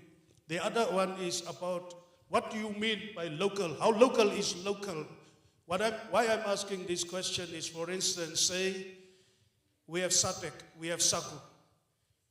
We all know that those guys in Zimbabwe, they are way ahead of us when it comes to, say, skills and otherwise. For instance, if such a guy wants to partner up with me, for instance, in fiberglass, because where a concentration of vehicles, chances are that there will be accidents, so there will be panel beating and everything around Lutherans and so on. So does local include that local, for instance, SADC or SACU, partnering up with a Namibian and so on? To prevent such thing as in Mozambique, for instance, you know, as you have pointed out rightly, where oil is, it's a curse, there are always problems. So do we have a specialized unit, or are we envisaging one that will deal with possible terror and things like that, you see? These are just pointers and so on. But I will try to, let me shorten this whole thing by the next important point I want to make. So sorry, not to interrupt. We have the whole day. Okay. So let's keep questions brief as possible. And then if you feel that it was not answered, then we can have a follow-up, you know. We are also just trying to take notes so that we can fully, you know, address your questions. Please. Okay. Thank you. Okay. So I'm shortening it. I'm taking probably it can come up from the others. So my last, which is very important for me now, is, you know, historically, we've been disadvantaged. Let me give an example. 1953, when Hendrik Verwoerd was made the Minister of Education, Native Affairs, the Bantu Education Act was passed in 1953, which said that the black man should know that the white man will always be his superior. Second was that why should he be taught mathematics, which he will not, by the way, use in practice? So there is that antagonistic attitude or fear by us when it comes to, say, the common STEM subjects, for instance, which is at the core of this whole green hydrogen, oil and gas thing, because many of our youth were excluded in the first or second round of recruitment, for instance, because they did not have, or they don't excel in these subjects, which is very important for this particular industry. So are we going to have, for instance, I'm not talking here about the standing institutions of higher learning, but kind of an in-service component in-service training component from these players in the oil and gas industry that will recruit people whilst they are earning something, they will be trained to that point, that desire, that ideal point. And for the possible entrepreneur who is also disadvantaged by historical factors, here I talk in terms of collateral, the ill word, the word that we don't like, for instance. Are we talking the language of breaching finance for a guy that cannot readily step into this whole thing and take advantage of these opportunities? Are we talking about possible soft loans that the guy can?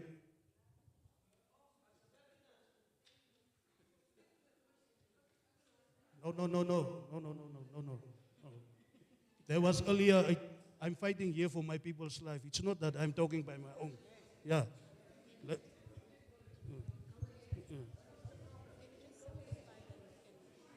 just simplify.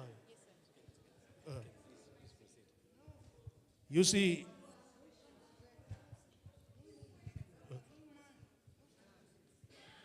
don't judge on the length of my time. Judge me on the substance, the essence of what I'm saying here. And if it comes from you that are equally invited to attend this thing, it will make me not happy. Okay.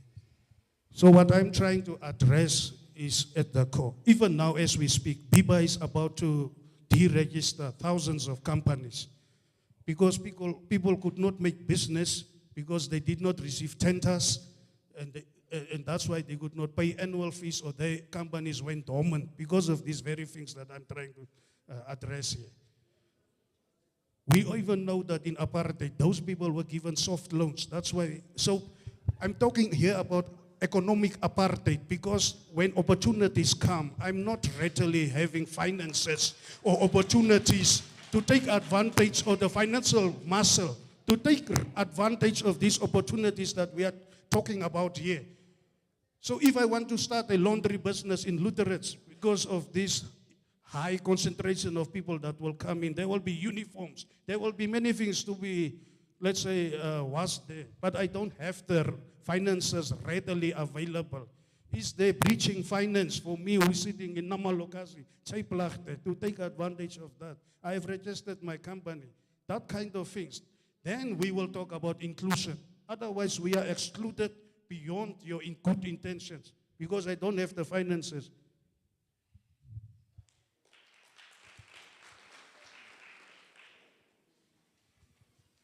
Thank you. Yeah, I think let's provide opportunities for questions, but it is also important that to capture your question, if we can just, have it just summarized so that you may want to say something very important, but if it's elaborate, then we kind of lose basically, what is it that you actually want to say. But thank you. The last part, it was very clear. It's about how do you meaningfully, as an entrepreneur, get funded and take part into this local content initiative. We need to understand that the policy is there to set the framework for how we would want to manage the industry. And in this framework, we have different role players. We have the operators as the ones that are bringing in the investment, that are making sure that they act responsibly, they act according to the law, they employ our people, they create opportunities. And then we also have other sectors like the insurance, for instance.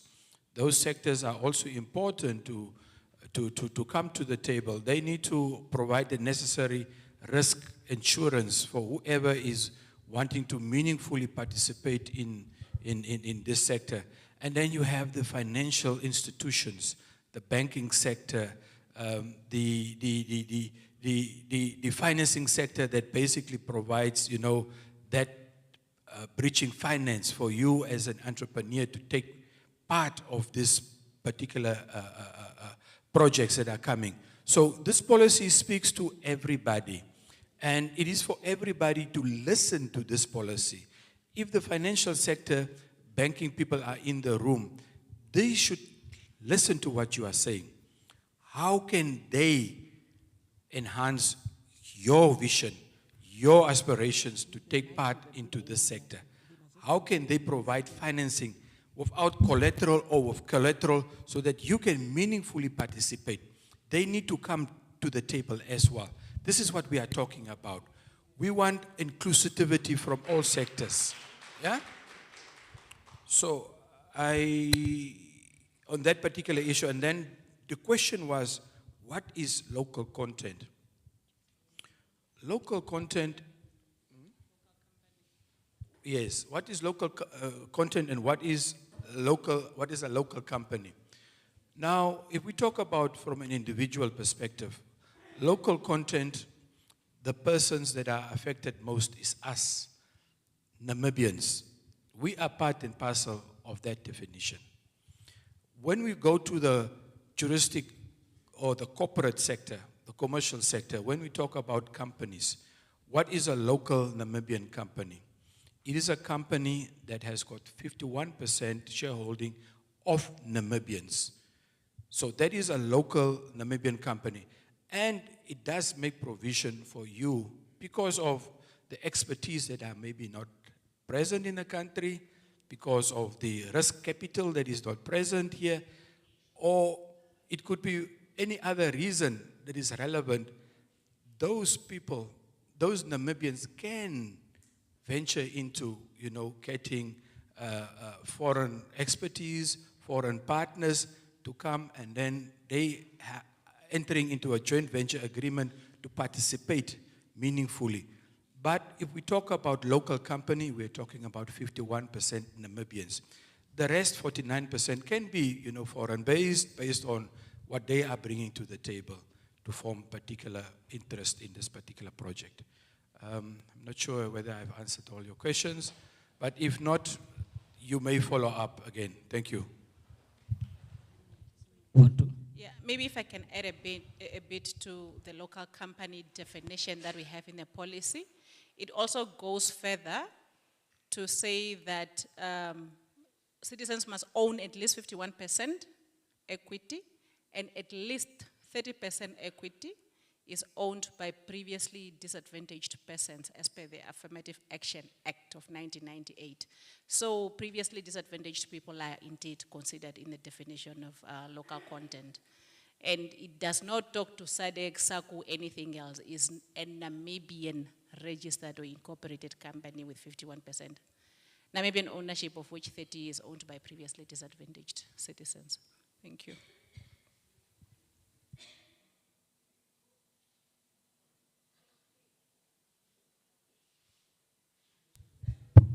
Thank you very much for that detailed response. We have a question here. I just want to find out, will this local content be built on these 8 pillars from Kharas? Number 1, employment and skills development, local business participation. Number 3, revenue and economic benefits. Number 4, capacity building and education. Number 5, community development and social impact. Number 6, environmental and social safeguards. Number 7, inclusivity and equity. And lastly, long-term sustainability. I just want to find out if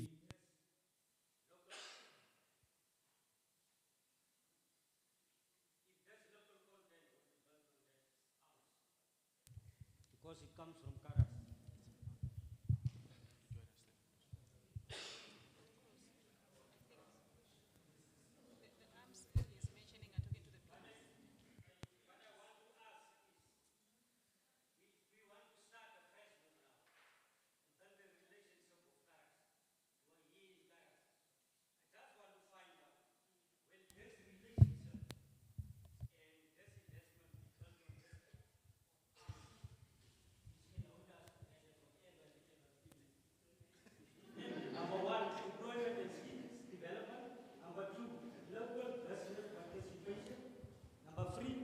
Revenue and economic benefits.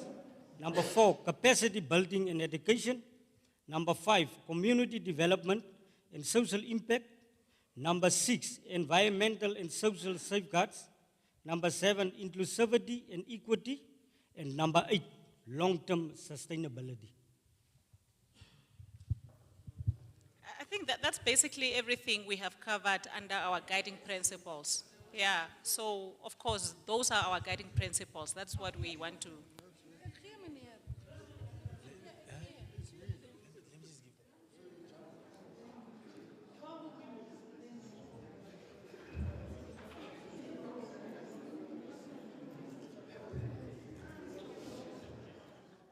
Thank you very much.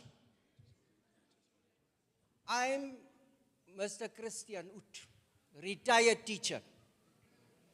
I served this town, Keetmanshoop, for 35 years. So I stand up here to ask a question. I listened from the beginning up to now, and the comments that you are making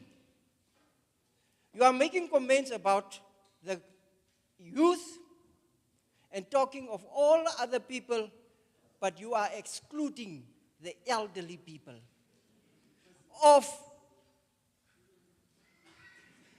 If I speak, please let me speak what I have on my mind. Please keep quiet and listen whether I speak junk. What I want to say, we as the elderly of today paved the way for the young Namibians sitting here. What are the benefits for the elderly people of the Namibian nation? Not for Kharas and Hartap only. This is a Namibian product, the oil and the gas. It's a Namibian product, whether it is found in the Kharas region or not. So, I want to know what benefits will come to our elderly people and why are we excluded? And you are talking of inclusivity. And the government and our ministers and everyone in the government is working up to 80 years. And we must stop working at 60, and then we must sit at home while we are still productive. And that is what I want to know. Please comment on that. Thank you. No, sorry, before you sit, I just wanted to hear if you have a proposal for that, for how the elderly can be included. Do you have any suggestion or a proposal that we can take into consideration?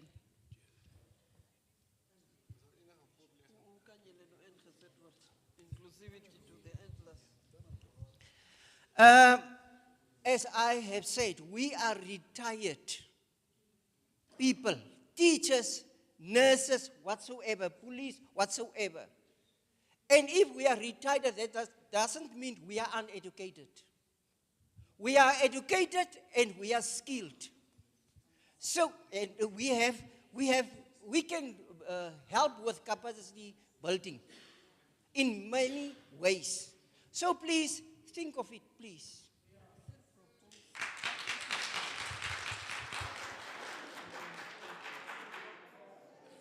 Thank you so much. That is a very important question. And can we listen? So, I don't want anyone to feel left out.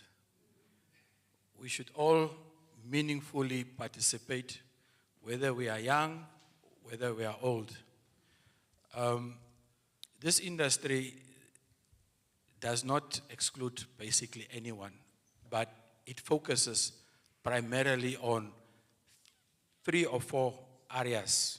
And regardless of your age, where you feel and where you see yourself playing a meaningful role in those areas, that is where you can position yourself.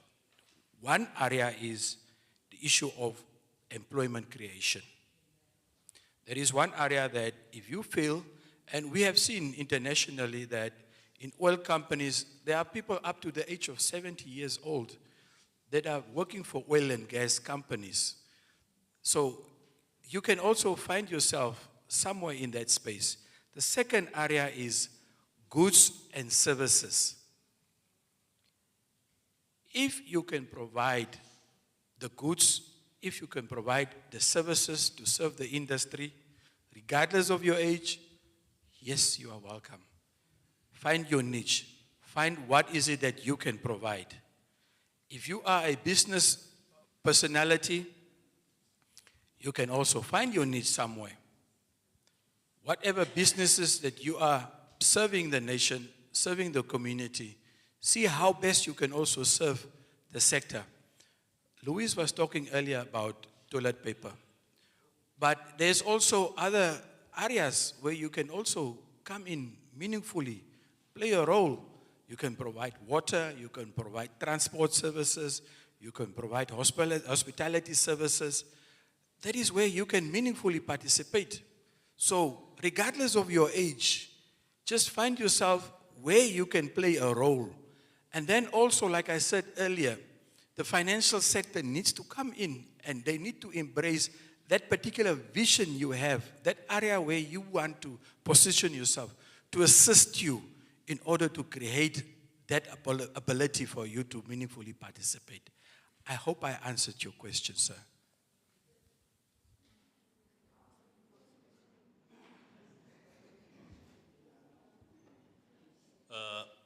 Maybe I can also add to that.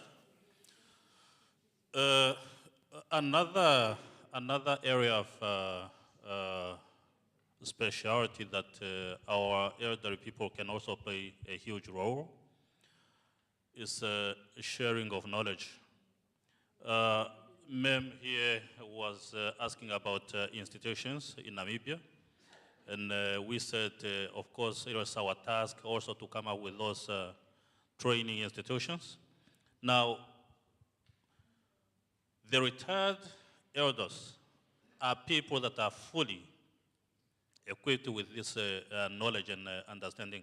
So this one area whereby we can come in with, as elderly people, we can come in and say, well, this is where we can render our services. I can give you an example of NEMT. Over the years, I've observed that NEMT has been led by the elderly people beyond their retirement age. And I mean, when it comes to scenarios like the one we're talking about, this is also where our elderly people are able to play a huge role. Because I mean, for people to acquire this knowledge, they tap from the elderly ones because they are the ones that are better equipped with this knowledge.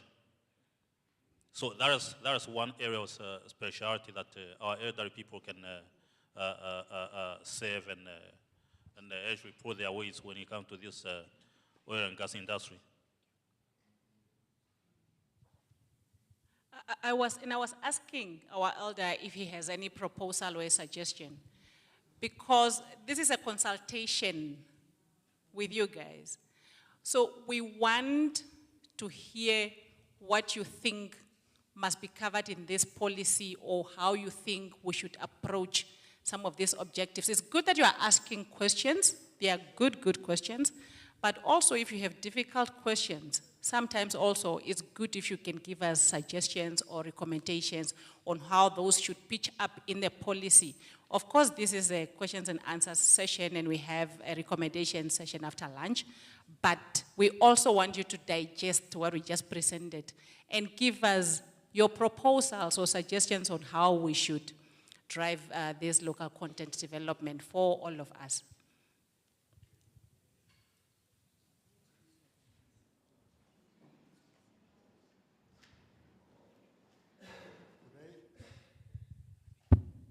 Good day, I'm Rotti Andreas.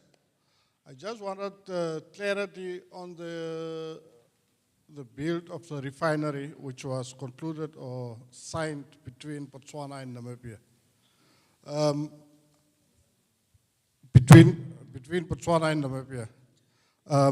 What I wanted to find out is how does Botswana have a say in, like for instance, like Mr. McLeod told us that these resources belongs to Namibia and it is the Namibians' resources.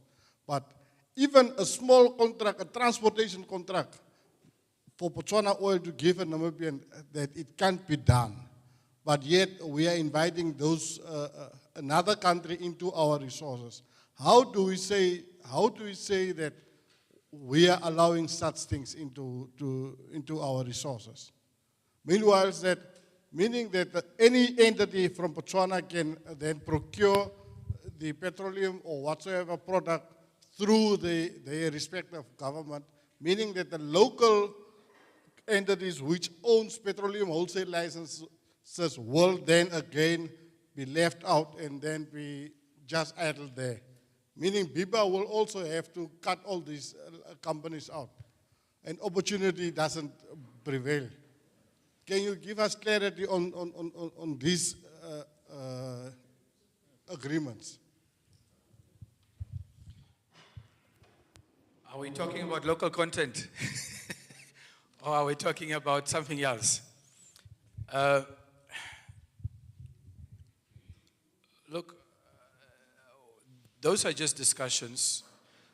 The idea is that whatever crude oil is found and meaningfully produced in Namibia, to add value to that, you would want to set up a refinery. And, you know, when we as a country engage in commerce, we need to engage other countries so that we can have, you know, a meaningful cooperation. Whatever we are offering, there's an off-taker so that we can generate income and revenue for the government. This is not something new. Inter-Africa trade is what we want to achieve. We want to achieve, you know, neighboring countries also taking part and parcel of what we are starting. We want to ensure that, our goods can also reach, our neighbors so that we can extract more value from our goods as well. So in terms of refinery and setting up an agreement or understanding with Botswana, those are all discussions that are still undergoing. It's not something that is still set in stone. It is discussions to see how best we can commercialize and ensure that we optimally use whatever we have. So that is basically it. And when it comes to commerce, we have to understand that we need to trade with each other as nations. That is the basic underpin of what commerce is about. We cannot exclude things. We cannot be xenophobic. We should open up and we should trade with each other, nationally and internationally.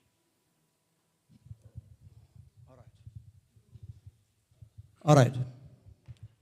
Now, mine is, I have two observations that I believe and hope that I can contribute to the local content. Number one, I would like to draw your attention to the Constitution of the Republic of Namibia. Like this. One, two. Yeah, now, in terms of Article 108, if I have having your attention, in terms of Article 108, this article deals with the powers of the Regional Council. Now, in subparagraph C, it reads, and I want to read for you, the Regional Council has the power to raise revenue or share in the revenue raised by the central government within the regions for which they have been established, as may be determined by Act of Parliament. Now, earlier on in the presentation it was said, or I think Mr. McLeod said that how Namibia is benefiting from its resource in terms of the tax that they are raising from. And when this resource is found in Kharas Region, I equally think that each region in Namibia has a particular resource, a natural resource. And this resource contributes to the treasury of this country through NAMRA.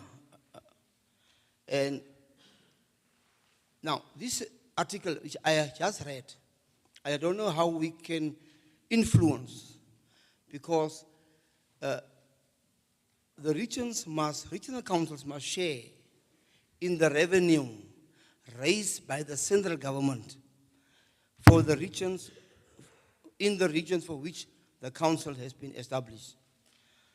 How can we, and now I am more, my comment is in favor of the region where the resource is found. How can we perhaps go about to benefit the local, the inhabitants of this region in terms of to prefer them? I know it's a national project, but in terms of this article, how can we build in or insert into our policy framework the benefication of the region? That's one. Number two, local content in its literal meaning, local, it actually means the locality. When we talk about Namibia, we talk about national. It's a national event, it's a national issue, but when we distinguish and differentiate, we talk about local. Now, I appreciate what was said before. each country has its own definition when it comes to the definition of local content.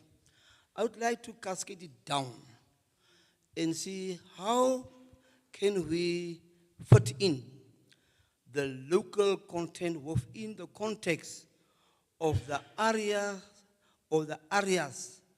we intend to operate in.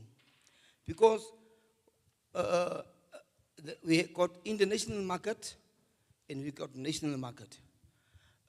We got local areas, we got regional areas, and we got national areas. I'm just trying to, as my other colleague said the other day, it boggles my mind.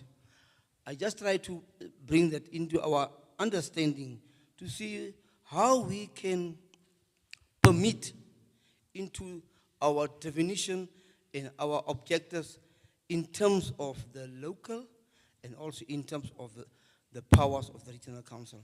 I hope I'm clear. Thank you.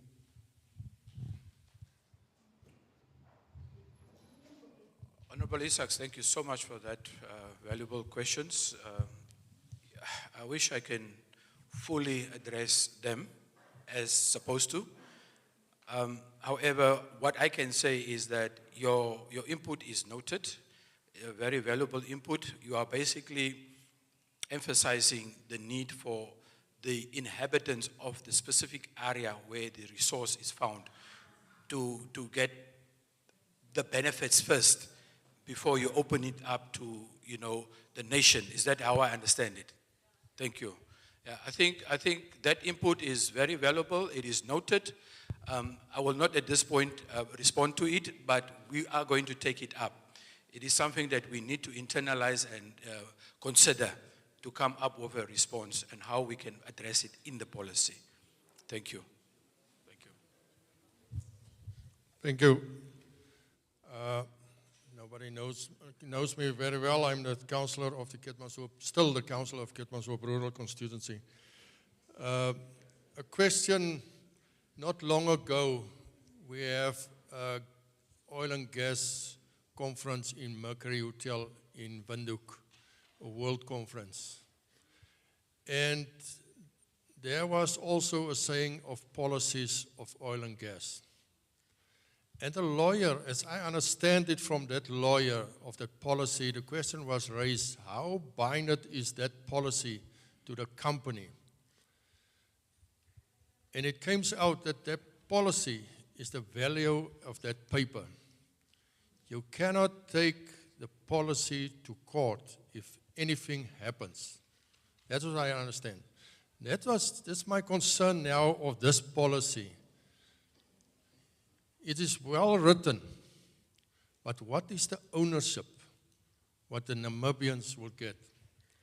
The other one that Mr. McLeod bring up of mineral resources is owned by the government. The next question, uranium harvesting out of our water resources in a Stamford aquifer. Will the government bring up as water is a mineral, or will it a life essence? If that is not much to do with oil and gas, but it is to do with the act, what you say. Because this is an influence of Stamford, Arawap, Khois, Kogas, Armsvlei with underground water. If the harvesting of minerals is going on, and our best uranium minerals is in the west, not in our underground water. And the last one is the tax on our oil. I think you cannot bring tax, the amount of tax, to the presentation of ownership to the country, because if the refinery is not built in Namibia and it is just on sea, and Qatar and Namcor also mentioned it in a meeting here in Keetmans, the refinery will not be built in Namibia. our oil was exported to India. So you cannot add that amount, that 38%, to the ownership of our country. Thank you.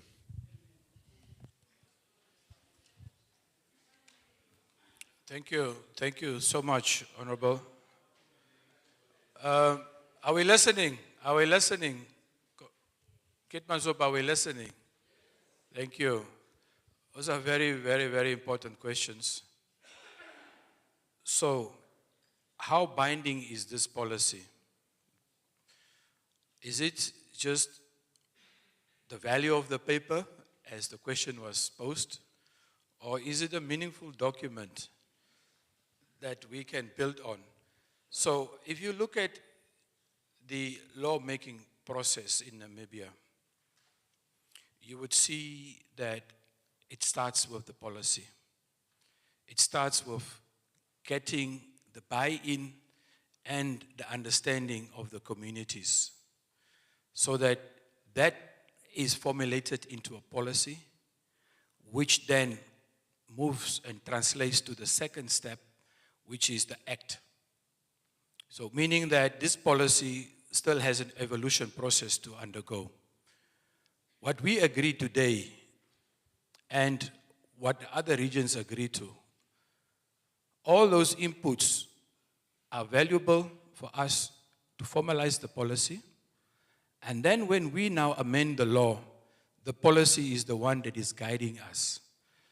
So we then set or establish the act or enact the act or makes the necessary amendments to the act, which then brings in the issues of local content. But then the act itself is also not sufficient. You would now go further, and then you would want now to create regulations from the act, because the act is basically just to validate and bring the legal formality of what we want to achieve. But then the regulations is now the ones that is basically setting clear regulations. And that is where you will hear the government putting up certain percentages in certain business sectors where Namibians should participate fully, partially, or in whatever situation we find ourselves. We have seen in certain jurisdictions in Guyana and Angola where certain business activities are 100% reserved for the locals. And that is by virtue of the regulations that are set. The policy that we are talking about is an aspiration. It's an aspiration from the community. It's an aspiration from the nation, what we want to achieve. And that is why it is important that we set it right. This then feeds the laws that we want to create. Your voices are important for us to understand so that we can be meaningfully guided by what we want to achieve at the end of the day. On the issue of, I don't know, I cannot really comment much on the individual that said that we will not build a refinery. I'm sure perhaps he's speaking from his private sector's pocket or point of view. It is the government of the Republic of Namibia that sets the agenda of what we want to achieve. We are a sovereign country. We make decisions for us, and we do not allow others to dictate to us the terms on how we would want to bring prosperity to the nation. So if that is his views, let's count it as his opinions. It's not a fact. We as the government, we will determine the course ahead. Thank you.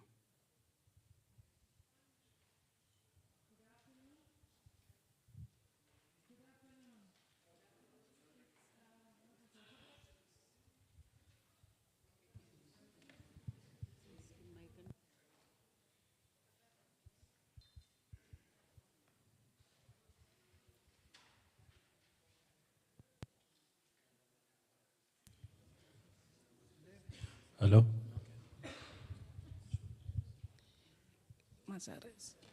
It's Mrs. Hogabib speaking from the Bearsburg constituency, from Keynote's farm. Indeed, it is a very new and a challenging gas and oil that we are in. My question will be just dropped down to the job creation. Is Nectaral Dam also connected to oil and gas? No. I thank you. The other one is, how far are we with these consultations? Are we going to take 3-4 years from here with all the consultations and engagements before we start with implementations?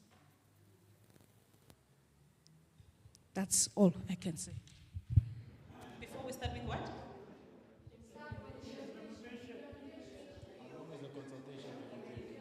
Oh, who's Yes. benefiting? Okay.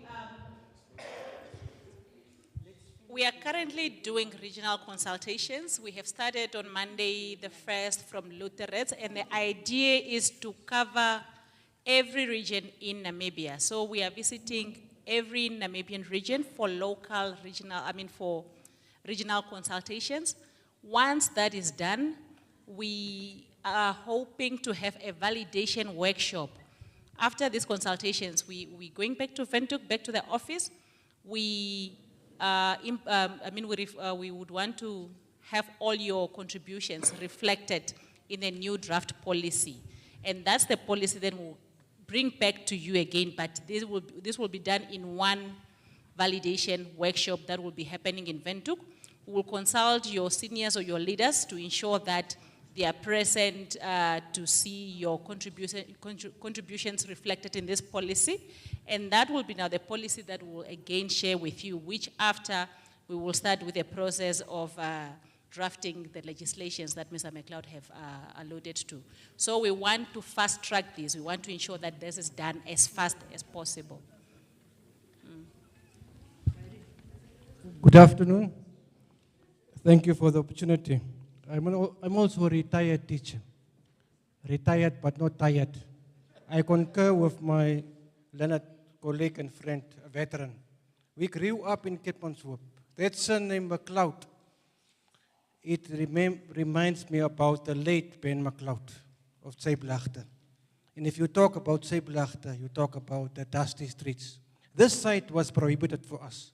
It was a no-go area for us. We never came this side. That's how we grew up. And today we sit in the luxury. Thank God for independence and change in life. Okay.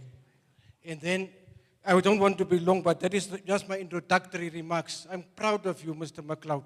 As a technocrat, it's good that the technocrats lead these discussions because our politicians, with due respect, colleagues, if we can divorce politics from everything, things will change. We must really, politics is messing up everything, sorry to say that. Because you must be linked to a politician, what and what, all the time. And I'm glad you people, all three of you, young people, I'm proud of you. Mr. McLeod as the son of the soil, but all the others also, that you talk about our oil. Politicians talk about something else, but as a technocrat, you talk about our oil. Thank you for that. That really touched my heart, that this richness of our country belongs to us. But colleagues, you talk about 2040, how Keetmanshoop will look like, but do you know Kharas, poverty? Colleagues, you want to cry 35 years after independence. Our people are poor in a rich country. Go to Kharas before you go back to Windhoek, not just the side to see the beauty of Keetmanshoop. Go to Kharas. You will like to cry. The poverty is too much. We are too few to be poor. A quote from our president. Really, we must change the situation. Because in your presentation, you did not talk about poverty eradication, but maybe prosperity automatically diminish poverty. Unemployment, we know the youth, they are unemployed. Ms. Louise, under your 5 pillars, number 4, transparency, accountability, what mechanism is there? And I saw again under your pros and cons, corruption. What pros and cons, what mechanism is in place to fight this risk of fronting and corruption? It's also under your 5 pillars. Under number 4, transparency and accountability. What mechanism will be in place to make this to happen? Not just on paper, really. We have to look to that because it's one of the things that leads to the downfall of so many things, really. Let us address that. Thank you very much for the opportunity.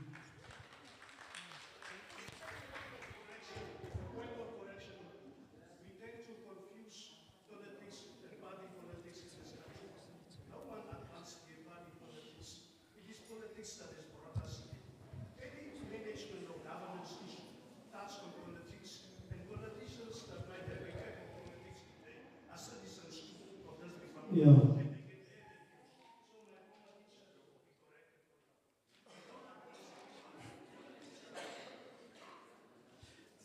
Thanks for the opportunity. I'm Deodat Dirkse. I'll try to be short, but I'll rephrase some of the questions that were asked before.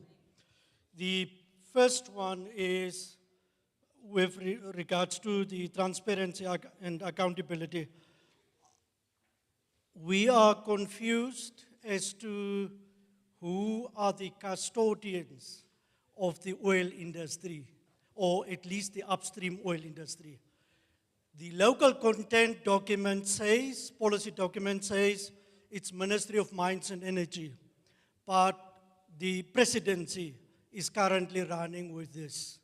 So we are not sure, and we have seen in the parliament, when some people wanted to ask questions, they were instructed to be quiet about it. And for that reason, we would like to know who is the real custodian of this upstream oil policy.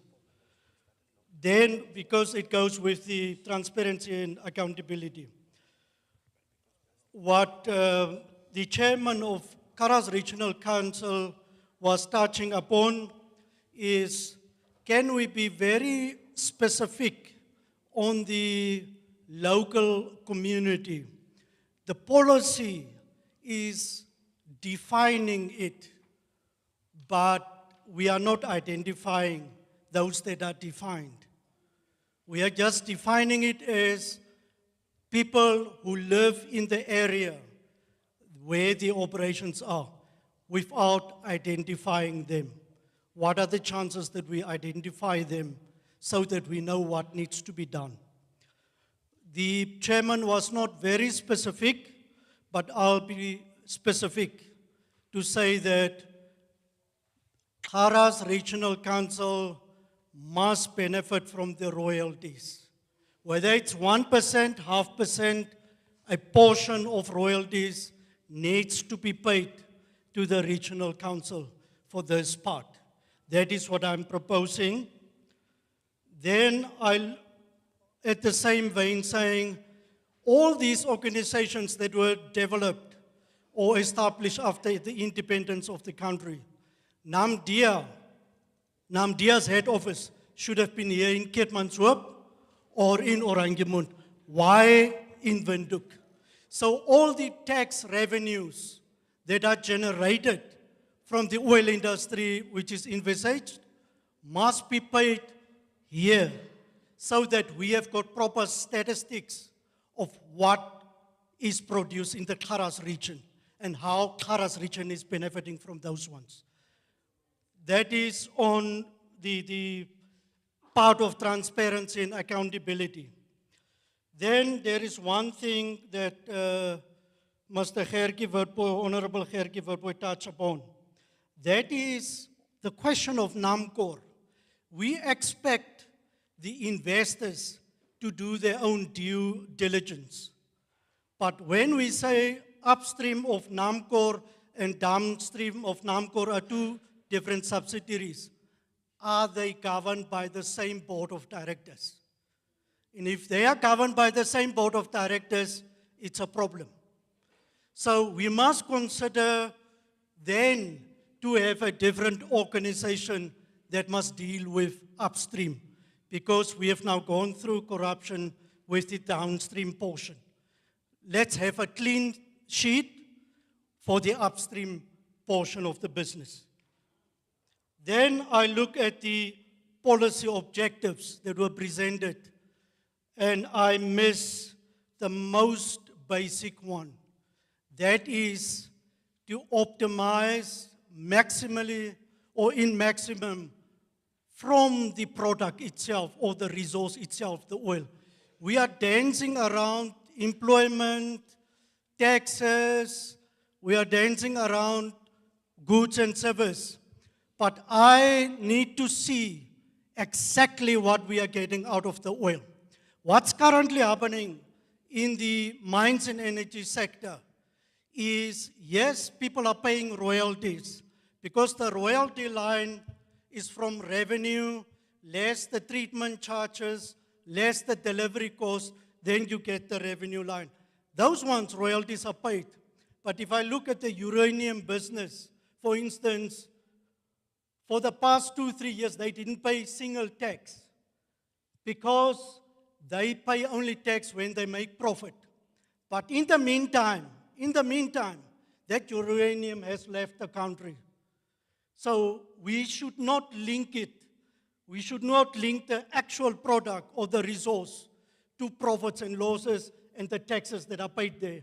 But we must focus on what value we get out of the actual resource. Then I look at the just wait a sec.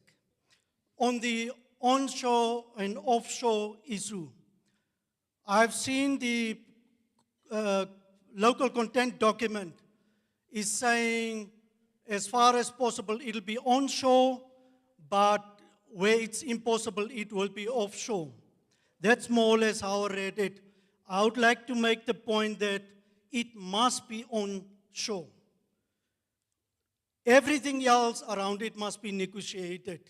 We want to be competitive, I understand that, but we must consider onshore first, everything, before we go to the offshore portion.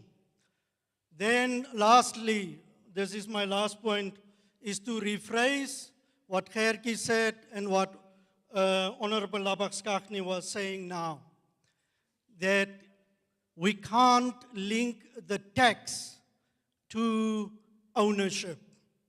If we say the ownership of NAMCOR is 10% and we benefit out of that, we can't just add the 5% to the 10% and the 35% to the 15%. These are separate lines. NAMCOR will only benefit when there are dividends. Royalties will be paid from the revenue. 35% will come out of profits. So it's different lines, and we can't mix those things. That's all I would like to say. Thank you.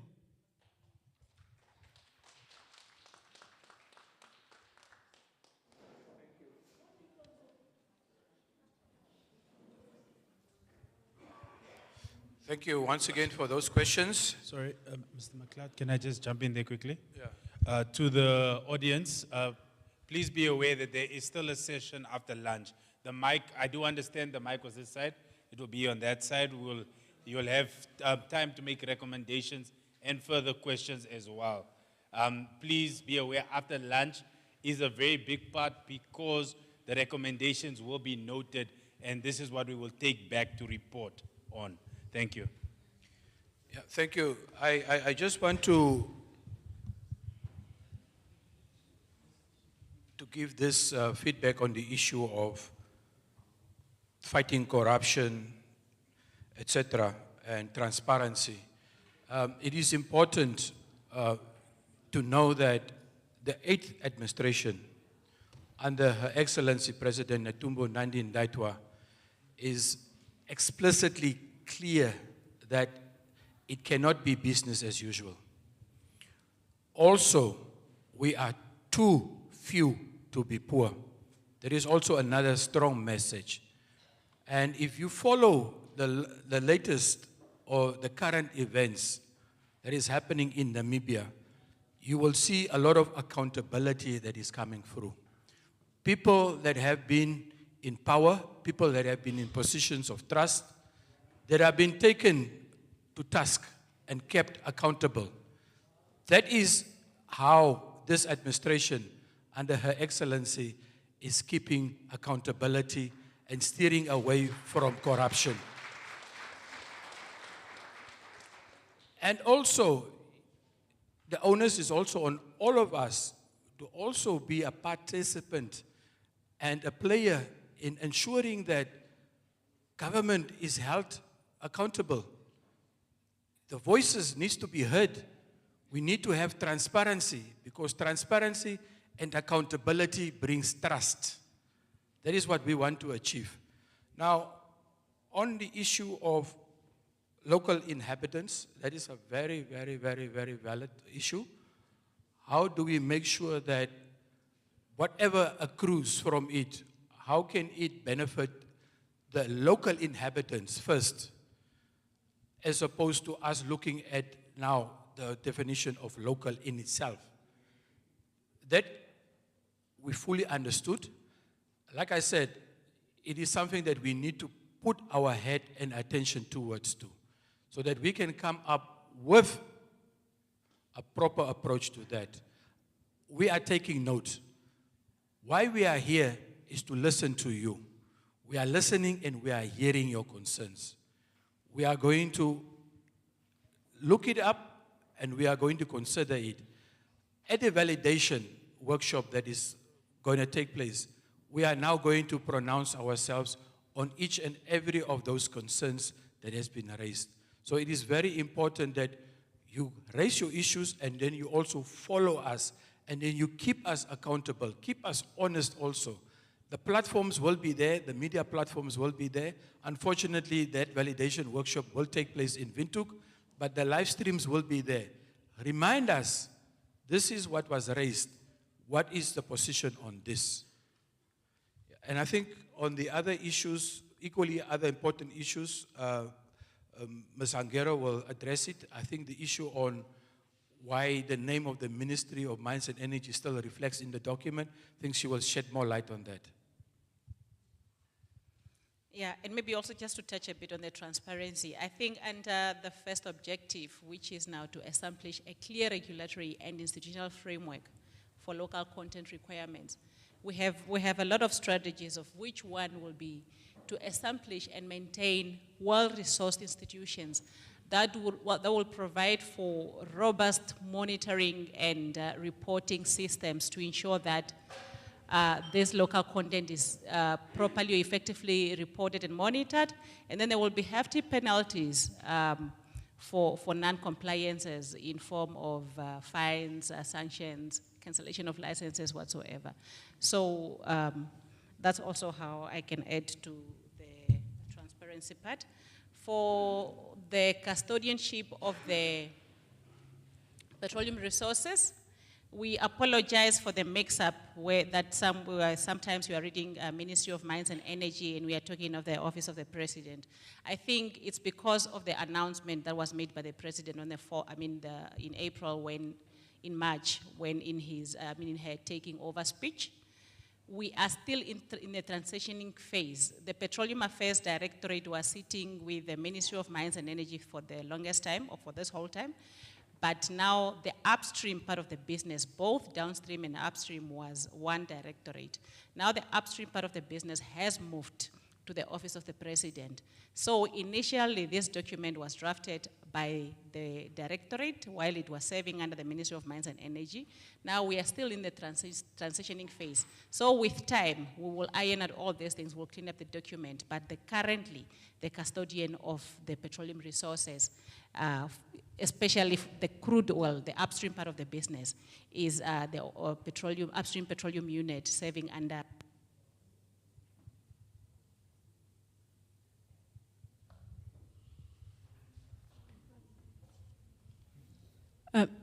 good afternoon. Johanna Ileka from the Oranjemund constituency. I think rhetorically, the oil is ours. But how practical is it? I think we've learned from industries such as the fishing sector that the resources end up benefiting the privileged few because of the cumbersome processes. So I would like to stand on the notion of Honorable Elifas Dingara of $1 million per person. But then in this sense, seeing that the oil is ours, how can it benefit every Namibian, including those that might not be able to qualify or to meet the requirements that are required for one to take part in the tenders and whatnot? How about building a house for every Namibian, seeing that housing and sanitation is a challenge in Namibia, with sanitation specifically in the rural areas? So my recommendation is that a house for every Namibian, rural sanitation at each and every household in the rural areas from the proceeds of the oil industry. I thank you.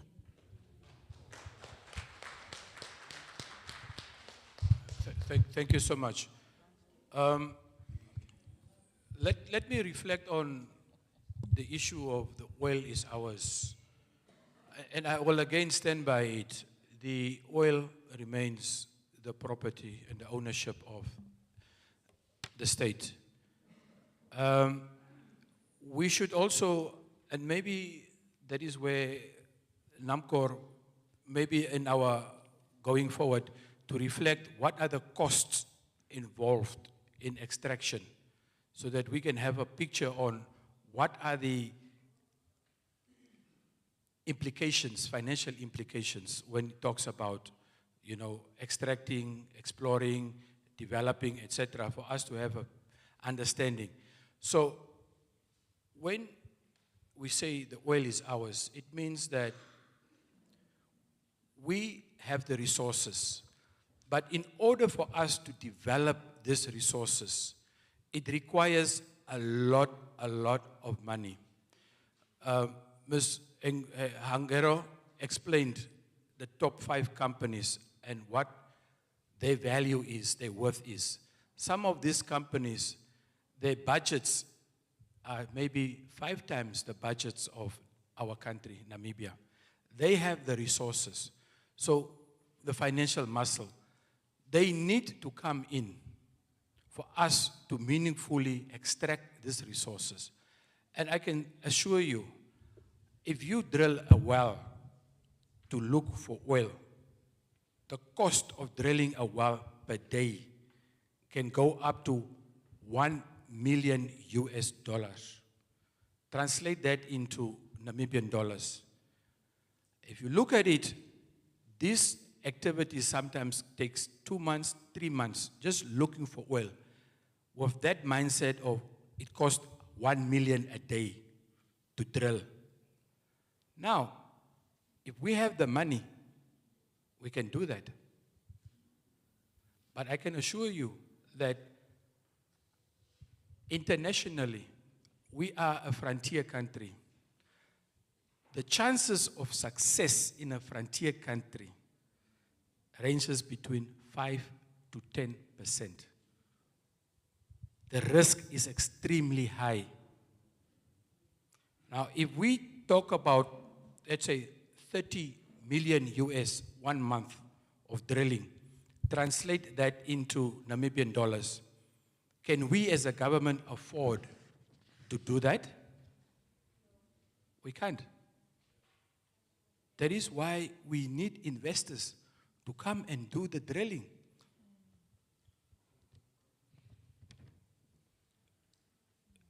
And we need to be clear on that one. The resources, like I said, remain ours. The oil is ours, but we need investors to come and extract that so that we can create value from that process. Thank you.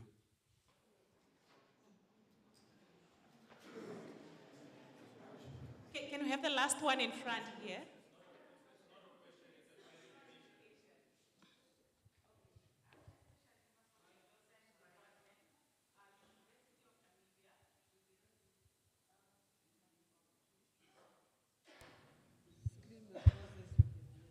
Okay. No, there was a question with regards to are the courses that are accredited. We just wanted to clarify that the University of Namibia Geoscience Department offers courses currently that are accredited. In geology, we have a Bachelor of Science in Geology and a Master of Science in Petroleum that is going to be phased out. Currently, we have gone through a transformation where we have now a 3-year +1 program, where we have now programs that are up for accreditation, and the process has started already, and we are going to start in 2026, of which some of it includes a Bachelor of Science in Petroleum Geology honors, Master of Science in Petroleum Geoscience,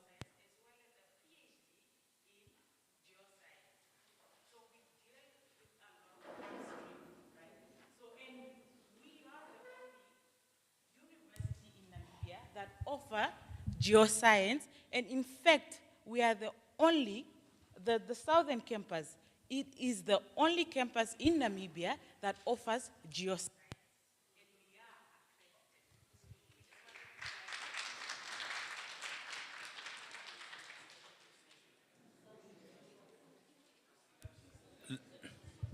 Ladies and gentlemen, we would like to thank you for this first session.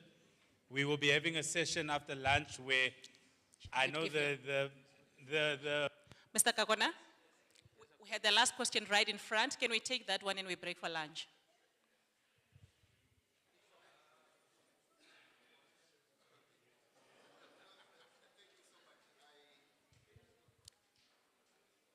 We are not on a break yet. Can we pay attention?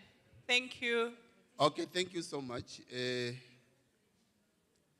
I must say thank you because this presentation is helping.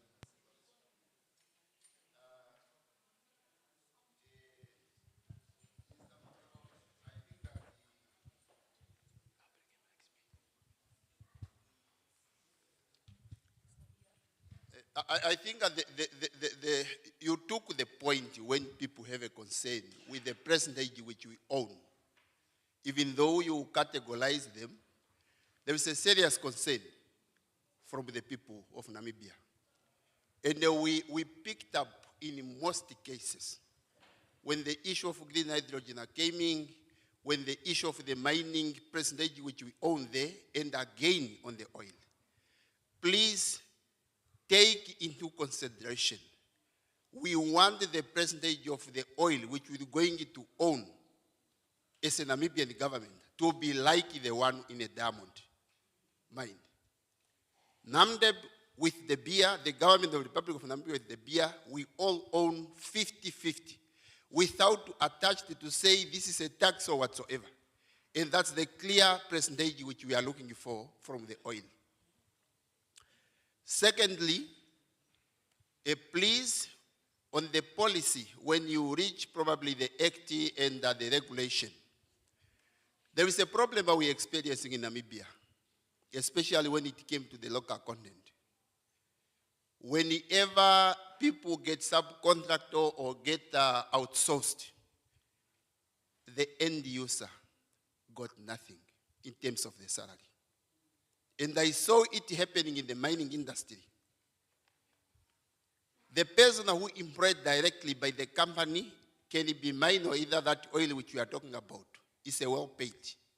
But when you go to the subcontract, this person will end up get either 3,000. Now, the one which is on the mining company is got, let me say, 20,000. And the one who is now on through the local content, he will end up just getting 3,000 or 2,000. I wanted us to build in the component which we're going to regulate that the minimum which a person can be paid if he is working through the industry of the oil should be categorized well.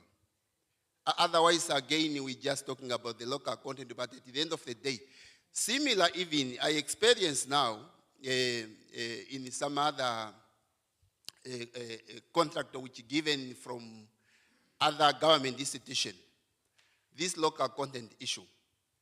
The mining company is given a very big project, let me say with the cost of 100 million. and they will recommend them or either instruct them to go and now implement the local content.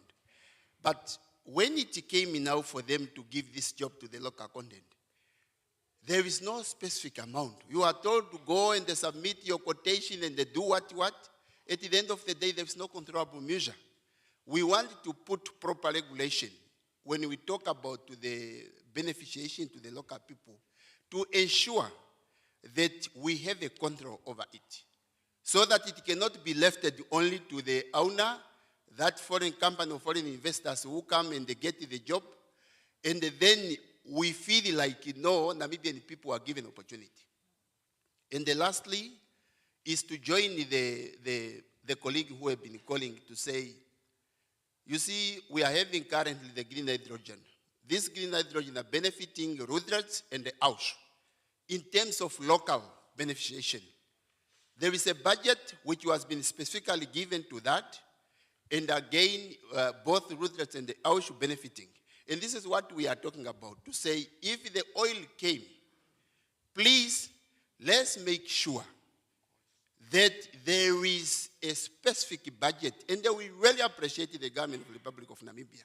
Our government done a great job in terms of Rudrets and Ausch. We want that to be happening also when the issue of oil coming. I am talking from Oranjemundu constituency. But if in the closest town where the exploration coming from is Oranjemundu, not even in Rudrets. And I would like to see how it's benefiting. And they come then across to Keetmanshoop, Breseba, Kois, whatever, going up to Kachinakachi, going up to Kunene or whatsoever. But this is what we wanted to see. So I don't have a question. I was just having an input which I wanted us to build in. I thank you. Thank you, Councillor.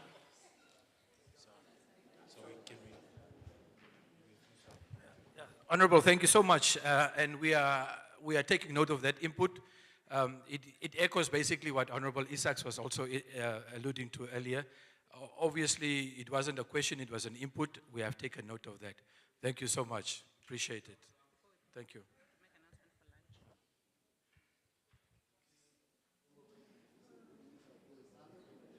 Okay. We are breaking for lunch now. And so just for direction on where we are having our lunch, if the first two lines, you are being served lunch in the reception area, right inside as you are going into the restaurant, but you go into the reception area. That's for the first two lines. The three next lines, you'll be served lunch here in the beer garden. And the last, the four next, beer garden. And the last ones, you'll be in the restaurant.